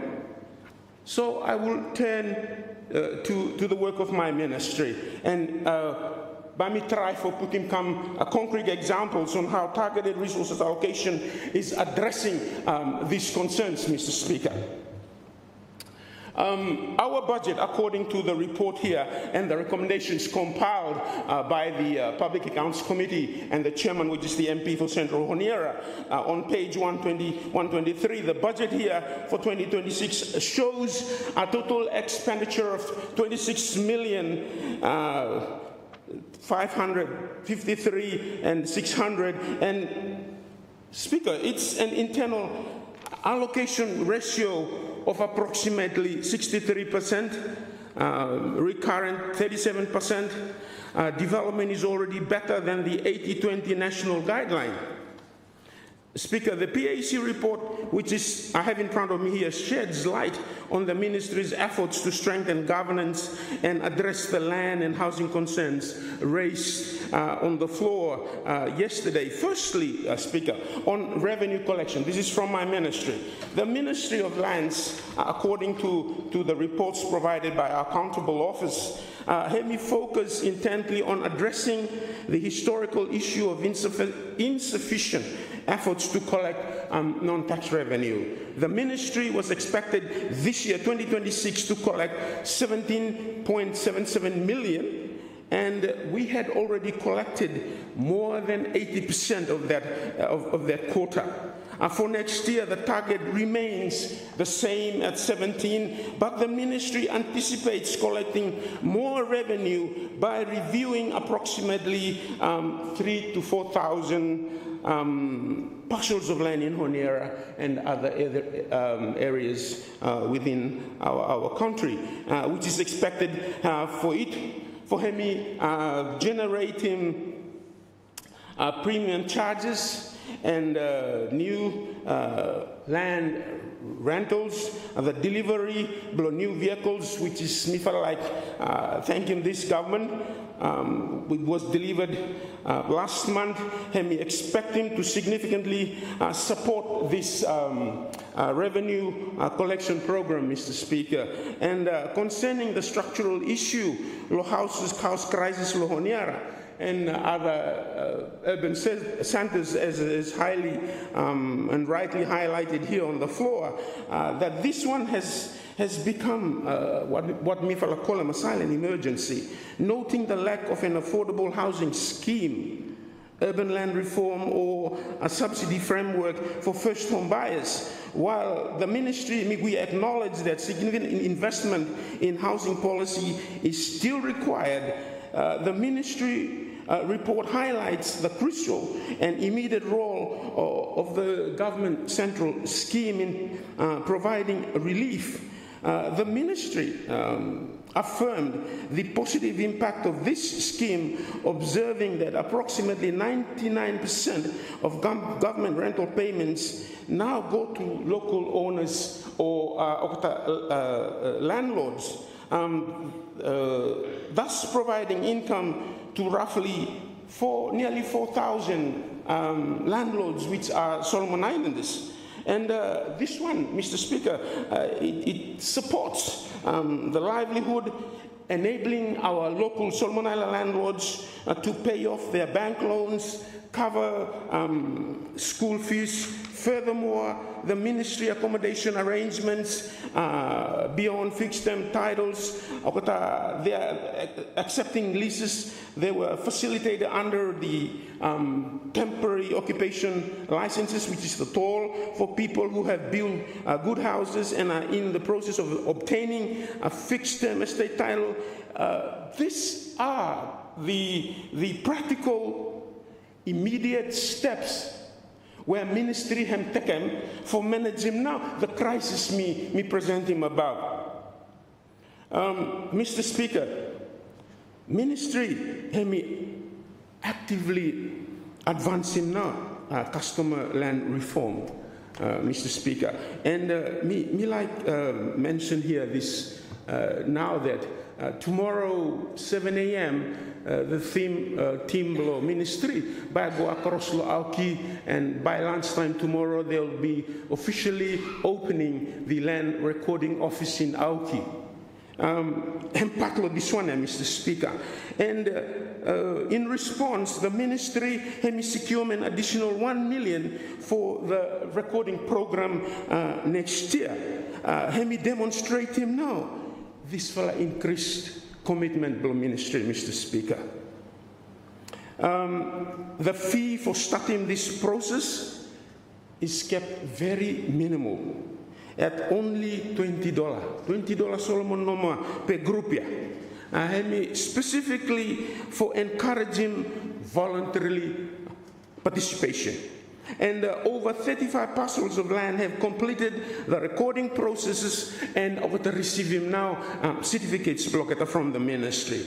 Crucially, the ministry will prioritize the establishment of the first ever recording office in Auki, which will be open tomorrow. This effort involves collaboration with the Ministry of Commerce, the Ministry of Peace, Ecclesiastical Affairs, emphasizing a peaceful and a voluntary approach, including genealogy mapping, reconciliation before recording. This new approach, Mr. Speaker, aims to prevent conflicts, empower communities to utilize their land more effectively for this economic development. This theme, resourcing the resource. And it also addresses, Mr. Speaker, the need for security of tenure, which is currently lacking, and more so addressing now this issue of informal settlements. Mr. Speaker, ministry has got pressing national issues, and we are giving serious priority to planning for the relocation, resettlement of communities affecting climate change, the sea rise, Mr. Speaker. In response to the broader need for urban land participation, the ministry confirmed a cabinet policy determining that coastal sea line around entire country is owned by traditional landowners. Mr. Speaker, this requires development parties to arrange MOUs or MOAs directly with landowners, a proactive step towards ensuring that indigenous Solomon Islanders are not inadvertently pushed out of prime residential and commercial land, Mr. Speaker. The ministry is currently consulting to enact this essential policy into law. Regarding the illegal settlements, Mr. Speaker, on the designated hospital and cemetery land, Lo Antaplo Mount Osten, the ministry is clear and has given advice to illegal occupiers. If you got a question over there, the ministry is given advice for the illegal occupiers to voluntarily please leave that place. With plans to use the police as a task force for go out now talk one time all and please leave this place peacefully, because Hemigarem now need block government there. Mr. Speaker, as by me reiterating Mr. Leva, according to the budget theme, accelerating economic transformation, resourcing the resources, it is this government's response to the call of Solomon Islands. It is our promise to be faithful with the talents, as we refer back to the book of Matthew. We will not going to hide them. We are not going to keep them. Look here. It is our promise to multiply them, not to bury them. It is our promise to unite as one nation, to transform our economy and to build a future where every Solomon Islanders can say, I have used my talents in 2026, Mr. Speaker. We know there will be challenges. We know there will be days when progress feels slow, but there will be disagreements about how we move forward. But the parable of the talents, when we refer back to the book of Matthew, and ask him, the 50 members of this house, for us to be faithful.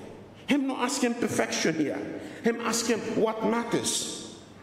We do not need to be perfect. We just need to be willing to act, to invest, and to multiply what is in store in this budget.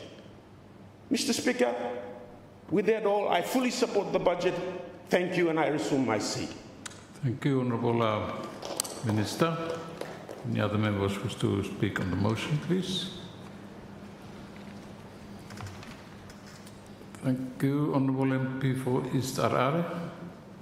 Thank you, Mr. Speaker, sir, for recognizing the MP for East Arare and to make some few observations on the budget before us and to speak in support of the budget, Mr. Speaker, sir. Mr. Speaker, the theme, as we've already heard, is quite clear in terms of what it is that the GNAT government is looking to do and undertake with this budget for 2026. For me, I particularly like the accelerating economic transformation. That part of it is very clear. Because I think it's fair to say, Mr. Speaker, sir, that we have been developing since independence over the last 48 years. That is something that we have been doing, but perhaps the pace of the development is a bit slow. So the idea of accelerating is one that is very much welcome. And bara good to masna for you me little bit step low speed, little bit for you me start for move faster in terms of our development. Indeed, there have been things in our history that have perhaps stymied or stagnated a little bit our development progress over the years. But I think in terms of a government priority setting and moving forward, the idea of accelerated development or accelerating economic transformation itself is something that is welcomed, Mr. Speaker, sir. I think we all know with budgets, it's really something that is a traditional part of our work here in Parliament, and it's something that we continue to support even from this side of the House, because it is important in terms of our nation moving forward. But in terms of policy, I think that's where there's a lot of different policy choices that are made by the government of the day in terms of how they see budget and what they want to see being focused on in the next year. And I think that's fair to say that policy choices is something that up to the executive in terms of what they feel is the direction through which we can accelerate the economic transformation that we're talking about here. So Hemstret one, I think in terms of what we're hearing so far, we're hearing already the policy choices that this government is making, and for the most part it's very much welcomed in terms of the focus for the spending and expenditure of the budget moving forward. Mr. Speaker, sir, so that is very much welcomed. I think it's good for us, Mr. Speaker, sir, to not lose sight of the main issues in terms of what a government is usually faced with in terms of the economy that we're trying to boost. And that is all about scarcity. Scarcity meaning rare things, how we deal with the scarcity of resources. There are competing uses for a particular resource. Taimi garem land, one by me doing land, as we hear in Finnish minister talk about. There's a lot of options to do on that piece of real estate. Whether we put a factory there, we plant some agriculture crop, or we do mining on that land, that is all choices that we have to make based on the scarcity of that resource that we have in our country. And I would like to think that being a small island country like ours, that issue of scarcity becomes very much front and center of what it is a government wants to do. Because we don't have too much of that resource of land space where we can conduct economic activity on. So there will be competing interests in a limited land space. So it's that play in between those competing interests and what it is that the government of the day wants to do to move our country forward that is always at play.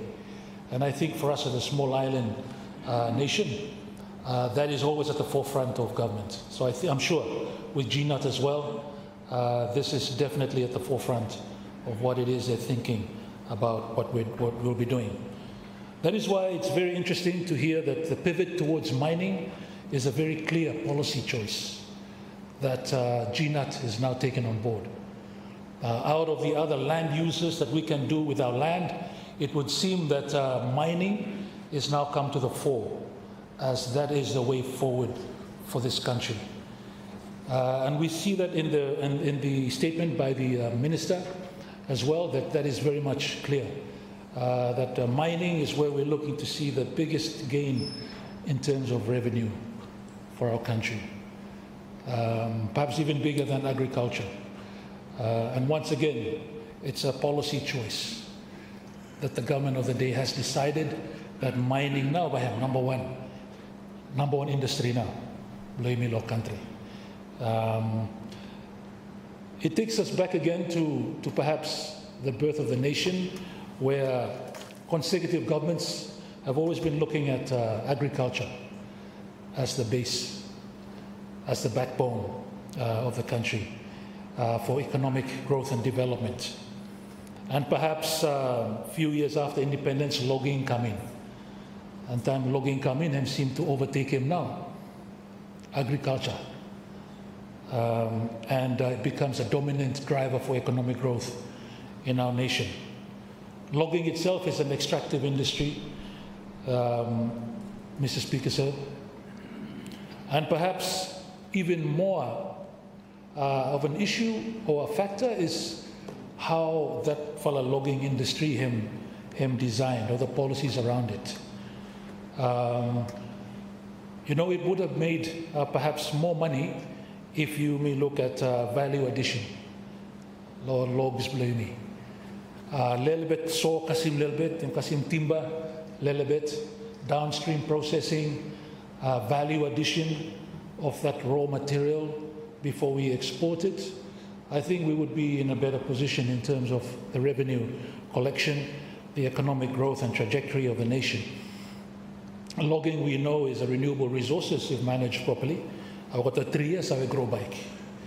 So it's something that we can look into as a renewable resource if managed properly. They may harvest, they may plant, replant, those kind of things. It would seem, though, Mr. Speaker, sir, that over the past decades, since logging has become a #1 industry for the nation, that it's always been focused just on round logs. Export as the biggest component of our industry for logging.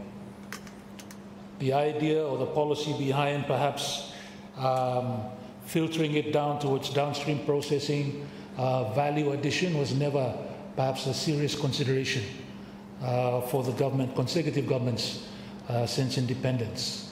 And perhaps there are reasons for that in terms of focusing just on round log into a boat, a ship, and then off to a buyer. That is, of course, a way to do business and trade, but perhaps it's perhaps the lowest form of returns for us as a nation. But I think we have deliberately made choices to do that. So we have done that for a long time. And I think I see in this budget as well some support for value addition for the timber. And I think if this had been done quite earlier, I think the outcome for our nation would have been different. The value of the logs that have been shipped over the last almost 40 years now is quite substantial. I think we would be the envy of other Pacific Island countries if we had sold our timber at world market prices. Hardwood timber that is very much highly valued as well. So these are policy choices over the past decades with consecutive governments. They have their own reasons in terms of why they chose to do it that way. But now, we are now in the present, and GNUT has an opportunity here. Again, it would seem that we are now traveling down, once again, a policy choice of extraction as a main driver for our economic growth. If that is the case, then I think there are other uses of the land that we have now foregone. So minim government hem choose him now for doing mining, land, where perhaps would have been used for something else. Say agriculture or minosawe logging or minosawe. But it would seem that mining sector is now taking over the logging sector. If that is the case and the policy choice for GNAT, then I would like to think that GNAT would have policies in place for us to make best use of this pathway, this trajectory, Mr. Speaker, sir. By that, I'm thinking about downstream processing in our minerals sector, rather than the same things that we did with the logging, for round logs, direct to exports at the lowest prices possible. Good for the buyers, but perhaps not too good for us as a nation and definitely as resource owners, our people, to get the best out of their resources from their land. So I would like to think that perhaps there is a new mining bill that's coming in that might look into encouraging downstream processing, value addition before we even export our mineral resources, Mr. Speaker, sir. And I think this is something that I would encourage the government to really look seriously into when you are looking to design this mining bill that is now still in the committee stage here. I think there's still time to really look at making our shift towards mining meaningful, so that we don't repeat perhaps mistakes, if you want to call it that, in terms of our logging industry. How can we get the best returns? Of course, for collection, for revenue, of course, for government, but beyond that, to our people, the resource owners of this country. Because I think if we do it well, and I think the policy is in place and the legislation is there to back it up, I think we could also benefit from this particular sector that we're getting into. Although it must be said, Mr. Speaker, sir, that unlike logging, mining is not necessarily a renewable kind of a sector, industry. It takes time for these minerals, according to geologists, to occur in the site. So I think compared to logging, mining is no mas renewable one. Once we do him, I'm going now, kind of thing. So with a small country with a limited land space that we have in Solomon Islands, the fact that government has now taken that on board, GNAT, so that mining now becomes the #1 industry in a country like ours. The only suggestion from myself would be to really beef up our protection of the environment, of our people, to ensure that this industry is not one that leads to perhaps heartache to our people. So I think it's incumbent upon government, if we're going to follow this policy, to ensure that the right protections are in place as well, for ensuring that people believe me or that also benefit, but at the same time the environment where you may stay him, the 78% of we talk about here, very much depend on the environment and the setting of the environment as their source for livelihood, even for living, to make sure that their environment is well taken care of as well. Knowing full well that mining itself is quite a destructive industry to go into. So those, Mr. Speaker, sir, some of my initial reflection on the policy direction that we're seeing coming now from GNAT. And that is, of course, a choice that they have made as the government of the day to now focus on mining. You know, there was some time, Mr. Speaker, sir, that me heard that tourism now was supposed for take over now, or setting sun industry of logging. Tourism was, at least for a couple of years, was spoken about as the next industry for us. Not so long ago too, in terms of Yumilo House. I might remember some statements like that have been said, perhaps in the previous House, but definitely houses before, that tourism was supposed to be the next driver for economic growth. Yet it's now clear that tourism is perhaps put on the back burner, and focus is very much on mining now. Of course, tourism is definitely still important for us, but it doesn't seem to me to be the main driver now. Em luko sem em putum nalo stove behind em boboele small one em putum lo there. The swala big fire lo front no em cooking mining inside now. Kind of sem. So that is something that for me as an observer, for GNAT to GNAT and the policy choices is a policy choice that the government has now made. That this is the direction that's going to take us for the next couple of years now. Moving on. Agriculture, I would like to think is still and should be the backbone of our economic acceleration too. But once again, it comes with the choices that we make. We know in the past, post-independence, man, no got a photo that time, yeah. Every leader's blame is stand up rows of cabbage, and you can let us sad lo got a rivers blame lo Gualcanaya, Balasunaya, not areas, man. You say photo, looking around sabe every cabbage no line, kind of thing. The focus then was about you, me, sell our own food security and about what we might be able to export. Stakaluimi, remember Sol Rice, the original Sol Rice now, where you, me, sell are making rice blue now. Towards CDC as well. Guadalcanal has been our mother really in terms of the food basket of our nation and really providing that fella space, flat land where rice and go ahead lahem too and tilapia but stakalode that time. I remember small beginning go past lode tilapia but em go ahead too, yeah, between the rice paddocks here. Now I'm seeing that we're going back again towards more rice focus. I think that's also an important part of a policy choice, knowing the import bill for us for rice is very high. So it makes sense. If the staple is going to be rice, then it makes sense for us to look into that space so that you may not spend no more for import. Rice and fuel are two of our biggest, as you know, Mr. Speaker, sir, in terms of food import and import bills for UMI energy sector.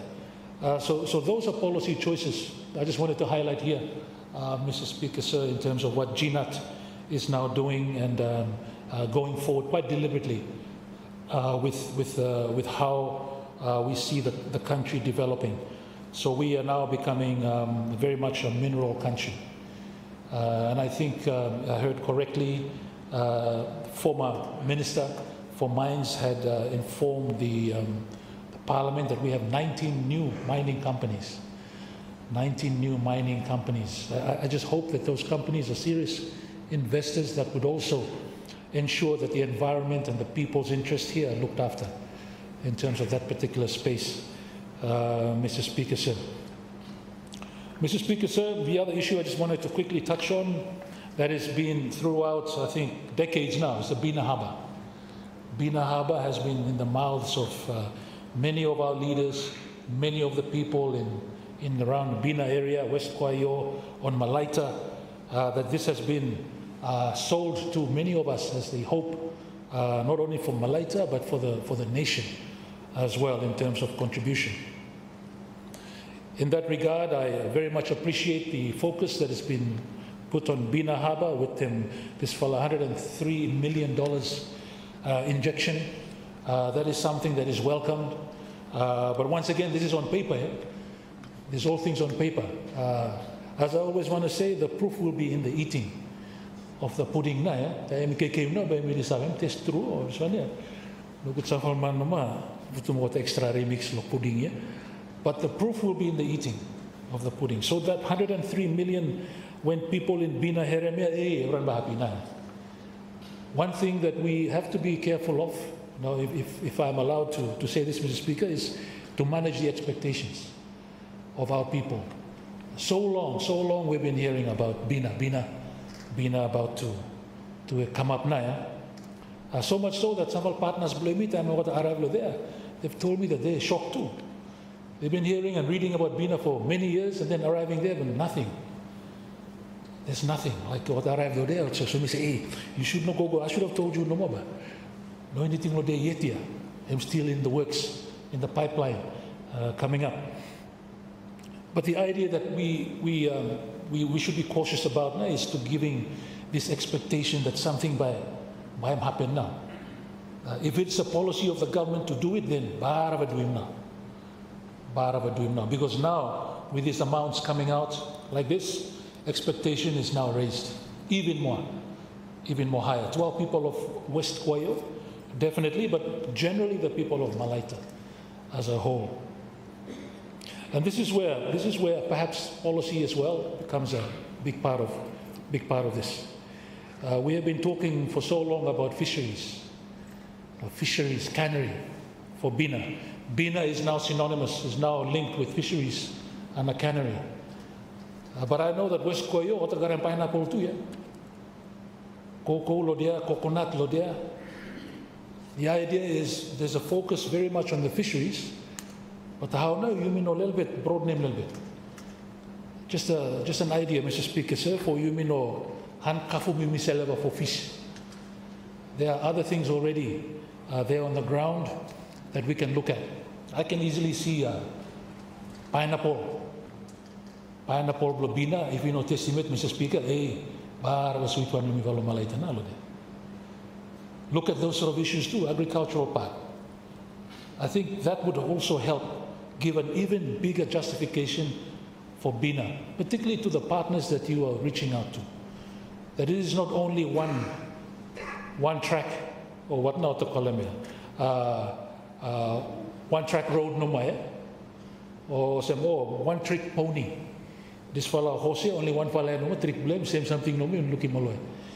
The idea is to broaden the attraction for bina so that our partners can be more interested inside this fella space. And of course it'll be a whole of government approach.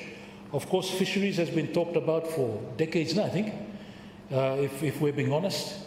But then you have coconut, cocoa, pineapple, high value crops like ginger, even timber. Every logging here, take them come no there, emi sensor no there, some making furniture, things like that. That can become a hub. So the idea of bina becoming something more than fishing, a fisheries hub or a cannery, I think is something that the government I would advise to really look into. To complement these fisheries. Of course, you can have a fishery cannery there too, but bina big place here. That could be that hub that Malaita is looking forward to. Now with SEZ immediate Papasim Goya, that could be bina, special economic zone. But once again, it's policy choices, Mr. Speaker, sir. And if there's a suggestion I want to make here, why don't we bring a bill for bina? Takem kam one fala bill of parliament, just focusing on development of bina. Imi got some fala examples already that we've done this in the past. And I think that for a bill coming, legislation that Imi bypassing, I give him good guidelines, good time frames, clear objectives, what now bina wants to be. And then even our partners who we're looking to invest would be very much comforted by the fact that this one, I'm serious enough that the parliament blow country and bara put them in black and white. That's another policy choice. Of course, you can do it now without a bill. That's a faster way perhaps to do it. But I think if we're serious about it, then yes, let's put that into some bill. Take him come, make him look him now, process, consultations, everything here in black and white, time frame bound now. And then finally, we have something that is tangible. People blame me looking bina turu now. Okata ship go lelo there now. Okata fairway ship to go lelo there now. Kaya no sun by good for business and flow good. Everyone by benefit from such an industry in an important part of Malaita. So these are another policy choices that I'm putting out for the government to think about in terms of what it is that we're looking to do. In terms of revenue collection, Mr. Speaker, that is always going to be our challenge. In terms of spending, you may everyone lo garem PhD lo spending. Every doctorate lo spending no more lo here. You give him come selen, hey, why me spend them same time no more? No anything hard lo him. But in terms of collective now, income generating now, that is always going to be a challenge for us. And that is something that we should very much look to focus on. We see that there's going to be some increase as well there, looking at mining once again to offset perhaps the drop in logging, as we've heard in terms of the policy. IRD looking to increase their collections there. But I'm still to hear a very clear policy on this one too, yeah? Mr. Speaker, sir. The clear policy would be something like this. No exemptions. Baro and nil exemptions now. Any malakasko exemption, Minister by sorry now. We will need him selling, yeah? We will need for collect revenue. So please, you pay. Exemptions, very strategic. I would support exemptions for our indigenous locals. But any money you come in here more and you try and run in business here more, I think you must pay him now, exemption. Pay him now, tax bill. You know, no apply to us for staka exemptions.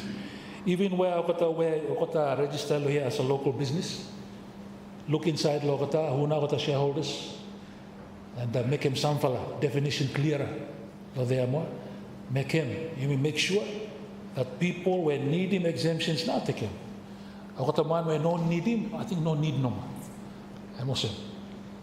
I'm yet to hear a very clear policy coming from GNAT on this particular issue, where I think contributes a lot into basket blue. Because time we run him deficit yet, then we go ahead and give him exemption, and bar one make sense now. Bar one make sense. Time you mind him running a deficit budget, which this one is, and a bit lesser than the previous year, but it's still a deficit budget. And if we're doing a deficit budget and we're still granting exemptions, it doesn't make sense. It doesn't make sense for us. So I would have loved to hear much clearer policy directions and directive there. I'm sure you felt by Wakalahem in terms of once this one in pass, and of course powerful Minister for Finance, every power him too, yeah? He can definitely take this on board as well to see where we are as a nation and see who not really need him exemption, who not no more. And then of course attached to exemptions and the other tools that are there for finance is the idea of tax breaks, giving more businesses some for tax breaks where needing for vara was satem good hire some people more for wakamoa. You may wait for collect lo PAYE party collection lo there, and also giving more grace period, kind of and focus lo indigenous businesses blaming.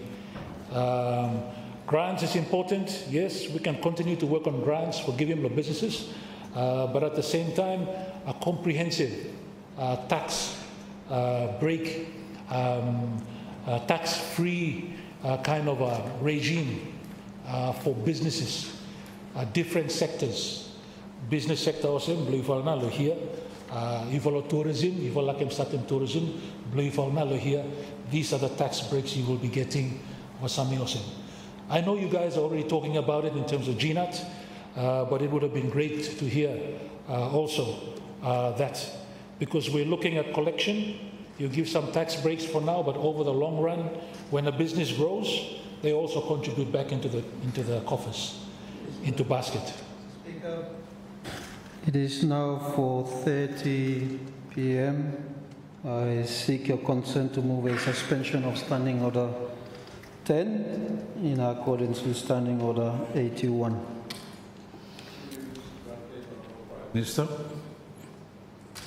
Thank you, Mr. Speaker. I move that Standing Order 10 be suspended in accordance with Standing Order 81 to permit the continuation of business until adjourned by the Speaker in accordance with Standing Order 10.5. Honourable members, unless any other member wishes to comment on this motion, I will put the question. The question is that Standing Order 10 be suspended in accordance with Standing Order 81 to permit the continuation of business until adjourned by the Speaker in accordance with Standing Order 10.5. All those in favour say aye. Aye. Against say no. I think the ayes have it. Ayes have it. Standing Order 10 therefore stands suspended. And we may continue the business until adjourned by the Speaker in accordance with the Standing Order 10.5. Honourable MP for East Ararai to continue.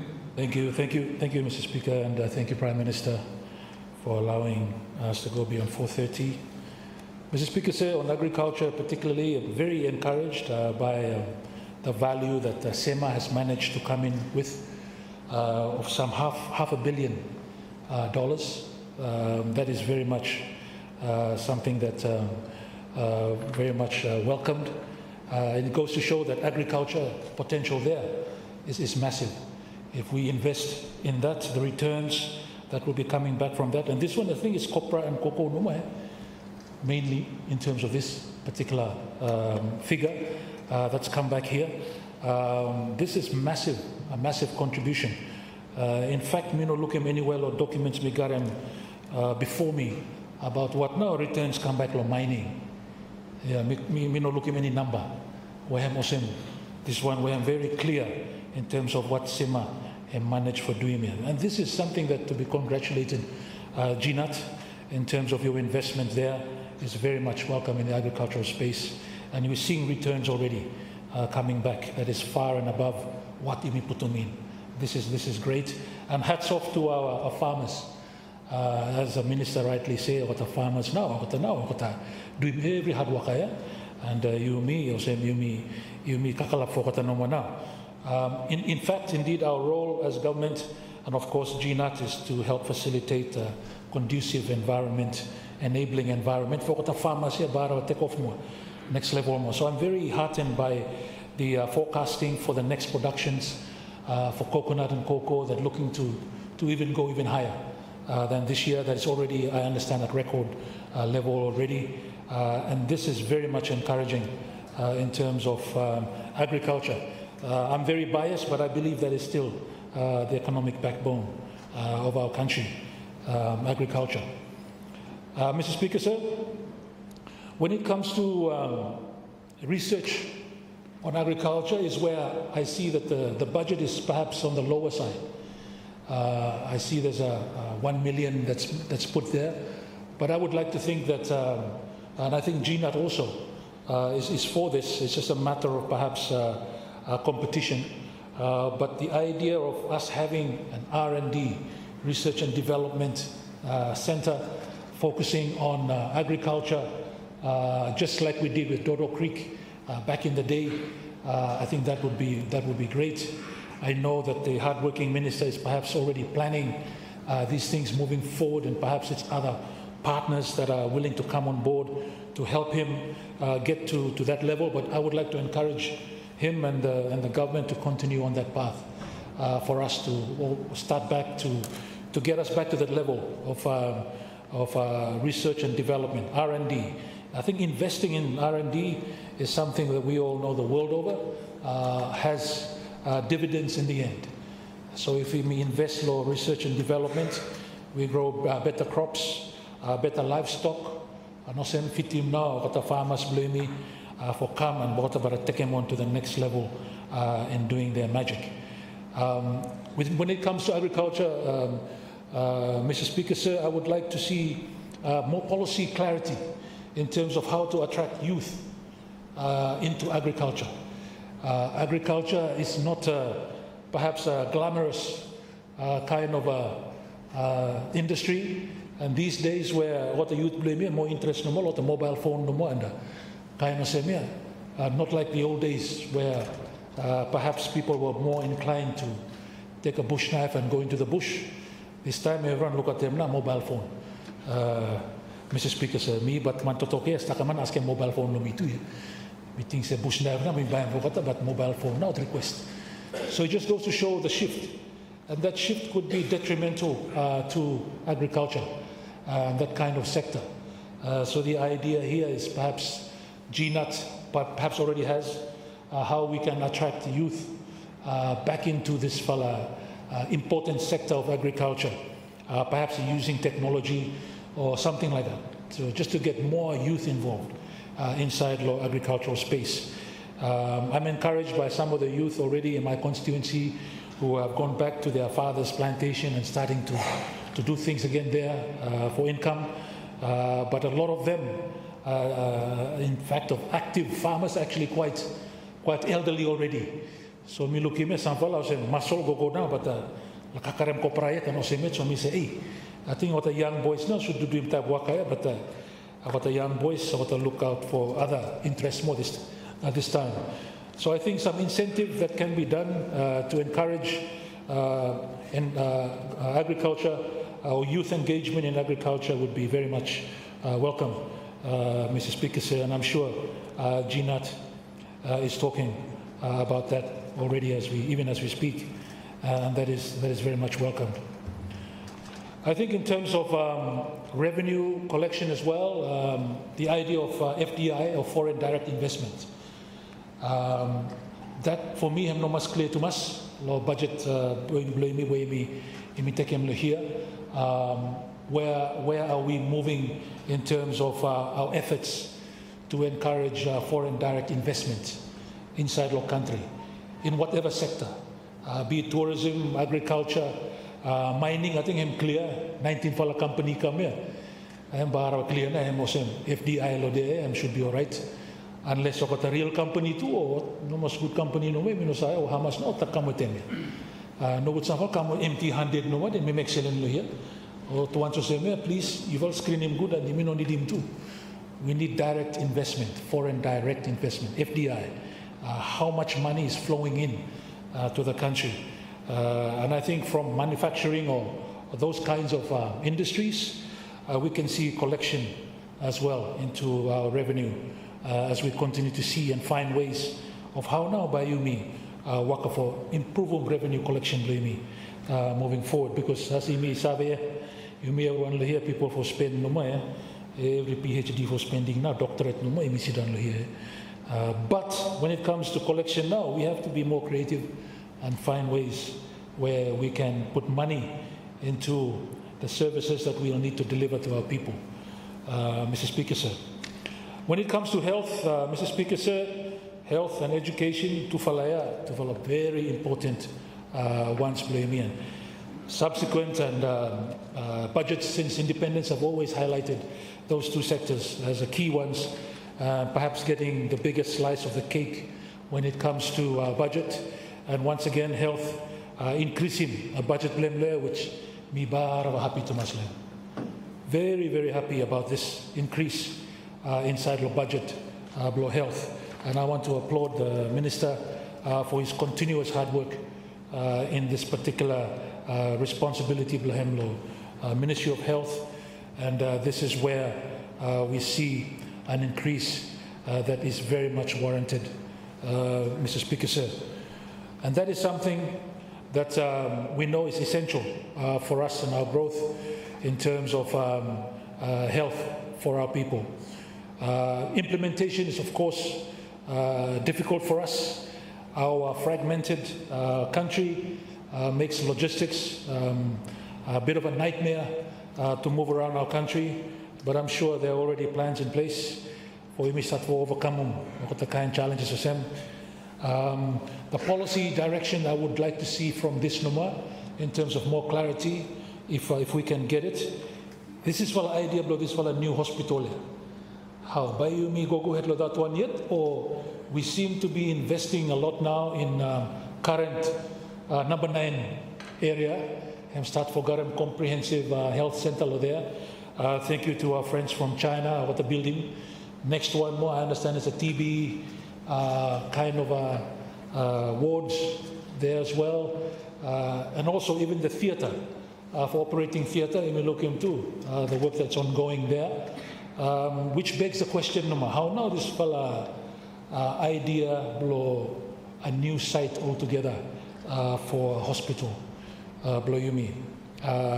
I think a few governments ago that was very, very strong, but perhaps there may have been a shift already. And here, and it's just that that there is a clear shift. Clear now, no more. Yumi instead for by move up, by me build up no more. No matter where you come, by me go up. I mean, these are policies blow in terms of what it is that you've decided to do. These are important policies that our people would also, I'm sure, like to hear and learn more in terms of the direction the government is taking, particularly on this particular issue. But for health, on this side, me particularly are very much supportive of the vision, the plans that the government, GNAT, and the Hard Work Minister is putting into this particular sector. That is very clear. So when it comes to the services sector, as you know, Mr. Speaker, sir, there's really two for delivery that people by looking throughout the country. These are health and education. And I'm so happy to see that Tufale to get them highest low budget blue me, and even more normally normal run, but then this time more will go up more. That is something that we very much appreciate. I, for one, very much appreciate that commitment towards those two sectors. Every doctors, nurses paid for by government here. Every clinics are run by the government. Kaino sen. Mitala mo sen for clear him too. Lo people lo melo Israel. What like him using CDF mo for something. And we say, hey man, these things are systemic here. It's not something that's a one-off no more. Doing.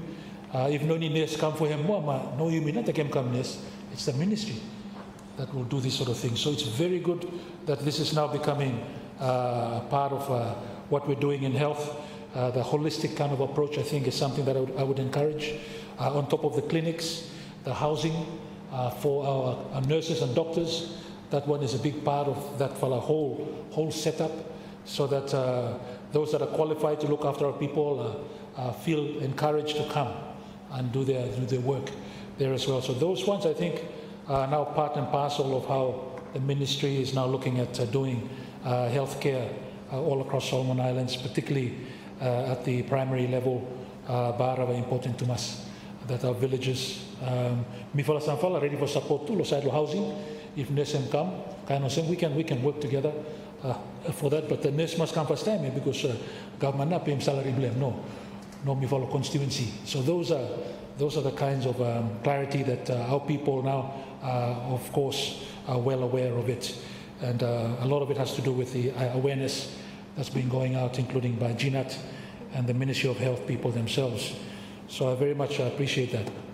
In terms of education, I think that's a very much another important part of our development. Everybody has a right to education, just like everybody has a right to universal care as well, as currently we have, and I would like to applaud GNAT for keeping it universal access to health. That is very important for us. Some might be moving towards more privatization kind of a policy and kind of say now, but you may still continue it for provide this welfare kind of grounded kind of support for our people. I know it's expensive, but I think it's something that we need to do to serve our people and to ensure the delivery of great service both in healthcare as well as in education. For education, it's of course got the highest in terms of this year's budget, and that is welcomed as well in terms of focusing on our most important resource, those that of being our people. I think the fact that we may look for invest inside our people, believe me, young generations coming in, is something that GNAT you should be applauded for. I think this is something that some of us have always been saying, that we might have so many resources in our country, stuck a fist up and stuck a tree or there, and minerals stuck a more if I find them, but we should not forget our people. They are the fundamental resource of our nation now. So thank you so much, GNAT, Prime Minister, Cabinet. I see by some distance the commitment to education here in this our country, our Solomon Islands, is very much appreciated, Mr. Speaker, sir. When it comes to debt, and the issue of debt, because when we're trying to collect revenue, some of that is going to be going to service our debts. And I appreciate very much the speech by the Minister in delivery when he announced the budget. And I also appreciate the fact that at the back of his statement, there are some resources that we can look into. At the last page there, talking about the total debt status of our country. And I would have definitely wanted more information in terms of our bilateral debts. And very important to see that while the rest of the other bilateral are decreasing, there's one bilateral partner that is increased over the last year. And that is something that for us have to be, I think, mindful of, because I think bilateral debts, concession rates are a bit different from multilateral. The multilateral institutions, their concession rates, when they say it's concession, concession through now, 1% numa, some even less than 1%. That one now, real concession now, especially for a low-income country like us, that is designated as such by World Bank and ADB, also as a LDC, of course, no too much looks at LDC status. LDC is very much a UN kind of a construct, not too much a World Bank one. Time we talk about LDC, the World Bank no understand him too. What do we need? But I think low-income countries, we are definitely there. But if you see, there's been an increase to one particular bilateral partner of 142%. Now that is quite a big jump. You know, if that's going to be a yearly increase of 142%, next year by another 142%, wow, how nice.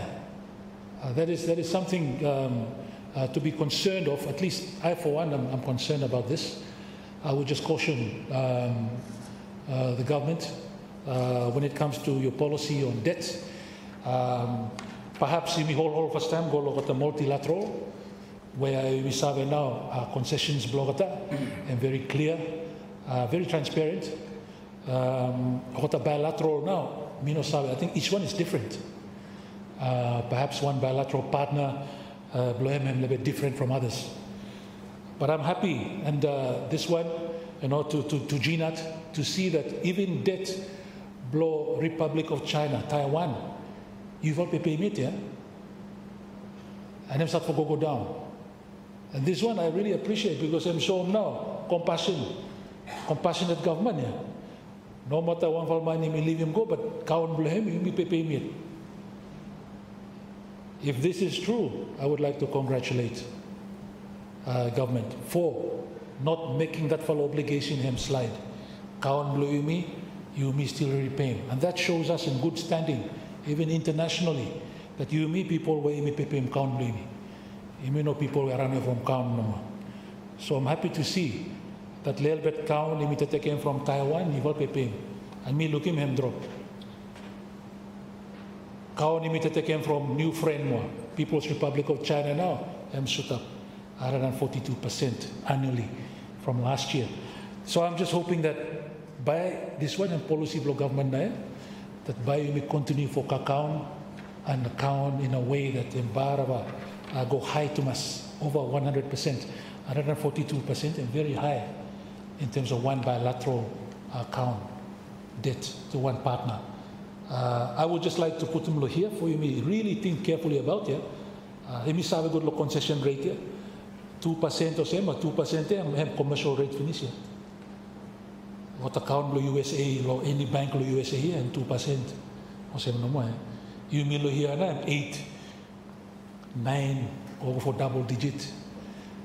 Yeah, so something low or something, but it's actually commercial rates. So we have to be very mindful of bilateral debt. That is something that I'm quite concerned about in terms of our debt. And seeing that for 142% increase year on year is something that is concerning for me. And I'm just hoping that next year more, 142% or so more. That is something that was going to be quite concerning for some of us. I think there are better ways that we can find. Staka selen imi sa find mo grant no mai wata. Imi no need for count ya. Imi go find mo grant. Dat fala selen em stop. How for kasholem no now. You will find him any man skill you have. For him go kasholem mo kata grant ya. Staka stop. Way for doing him stop. People already will give too. You mean no ma story lo kata good. Story lo kata. What money wait for him story lo kata. Go story lo kata. No any count lo there. It's 100% grants. And I would encourage government to focus more on grants even as we move out of LDC status. And this is another one, Mr. Speaker, sir, that I just hope there was more clarity on. Mino was looking too much about LDC kind of graduation any longer. And look also, what we're aiming for here is to celebrate our 50th anniversary. It seems to be that our benchmark now is set for our 50th anniversary, or 2 years' time.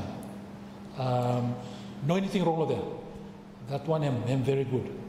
But I just wanted to know what now policy blaming more graduation. Are we still in line to graduate, Mr. Speaker, sir? Because that would have happened before 2028. It would have been 2027. Kind of now before we graduated, end of 2027, just before our independence celebrations. I mean, it would be good if we graduate and we celebrate independence. That would be something worth celebrating. And I think those two indicators, if you look at it, are the same. What GNAT is trying to do for the 50th anniversary in terms of all the programs you have in line, infrastructure, health, education, everything, tourism, everything we're working here. We're working towards the same thing, no more. We're working towards the same thing. But I'm just not hearing anymore the focus on LDC graduation. Maybe we might want to ask for another extension or Mino now, what now, all there? Mr. Speaker, sir, myself, I'm concerned myself, after me here now. Central Bank. Our central bank is starting to raise some concerns about whether we're fit for graduation. I was very much supportive of that until I heard that fella a little bit news come out there more. They were cautioning or giving some kind of indication about whether we are in a pathway for ready for graduation from LDC status. If that is the case, then there needs to be clear policy guidance on that, because this is not only for us here in the Solomons, it's got international repercussions as well, definitely at the United Nations. Maybe it's just not included no more in the speeches and the documents I'm seeing here, but what I'm trying to say here no more, Mr. Speaker, sir, is that everything we're doing in terms of the birthday, 50th anniversary coming up, how we want to celebrate it in a very celebratory manner in terms of indicators that have been met or ticked, all those indicators here, my MCM one no more blow LDC too here. These things, they merge and they definitely complement each other. So that is something that I just wanted to maybe we'll probably hear from the Minister when he raps about the thinking by GNAT in terms of that particular space of whether you may go ahead lehem now or something come up, you may a little bit hold back lehem. But these are just issues that I'm raising here because I just haven't heard, Mr. Speaker, sir. Mr. Speaker, sir, I just want to close by thanking the Minister, brand new to the ministry, but already working so very hard. I'm really happy to see him at the helm of the Ministry of Finance and wish him all the best in his ministry, Mr. Speaker, sir.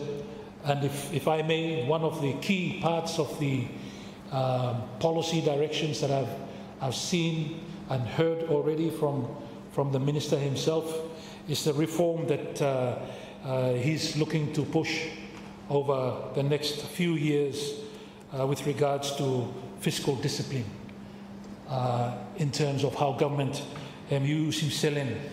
And I think that is something that you must applaud him, Minister, for taking this fella program. The fiscal rules and commitments that him announcing lo here, I think if him waka, that could be the game changer in terms of how we look after our budget moving forward. In fact, if indeed many of the budget in terms of what he was saying through his speech or in his speech could be perhaps interpreted as business as usual, no more, numbers no more different, kind of sense. I can say for sure that this is one thing that hem no business as usual.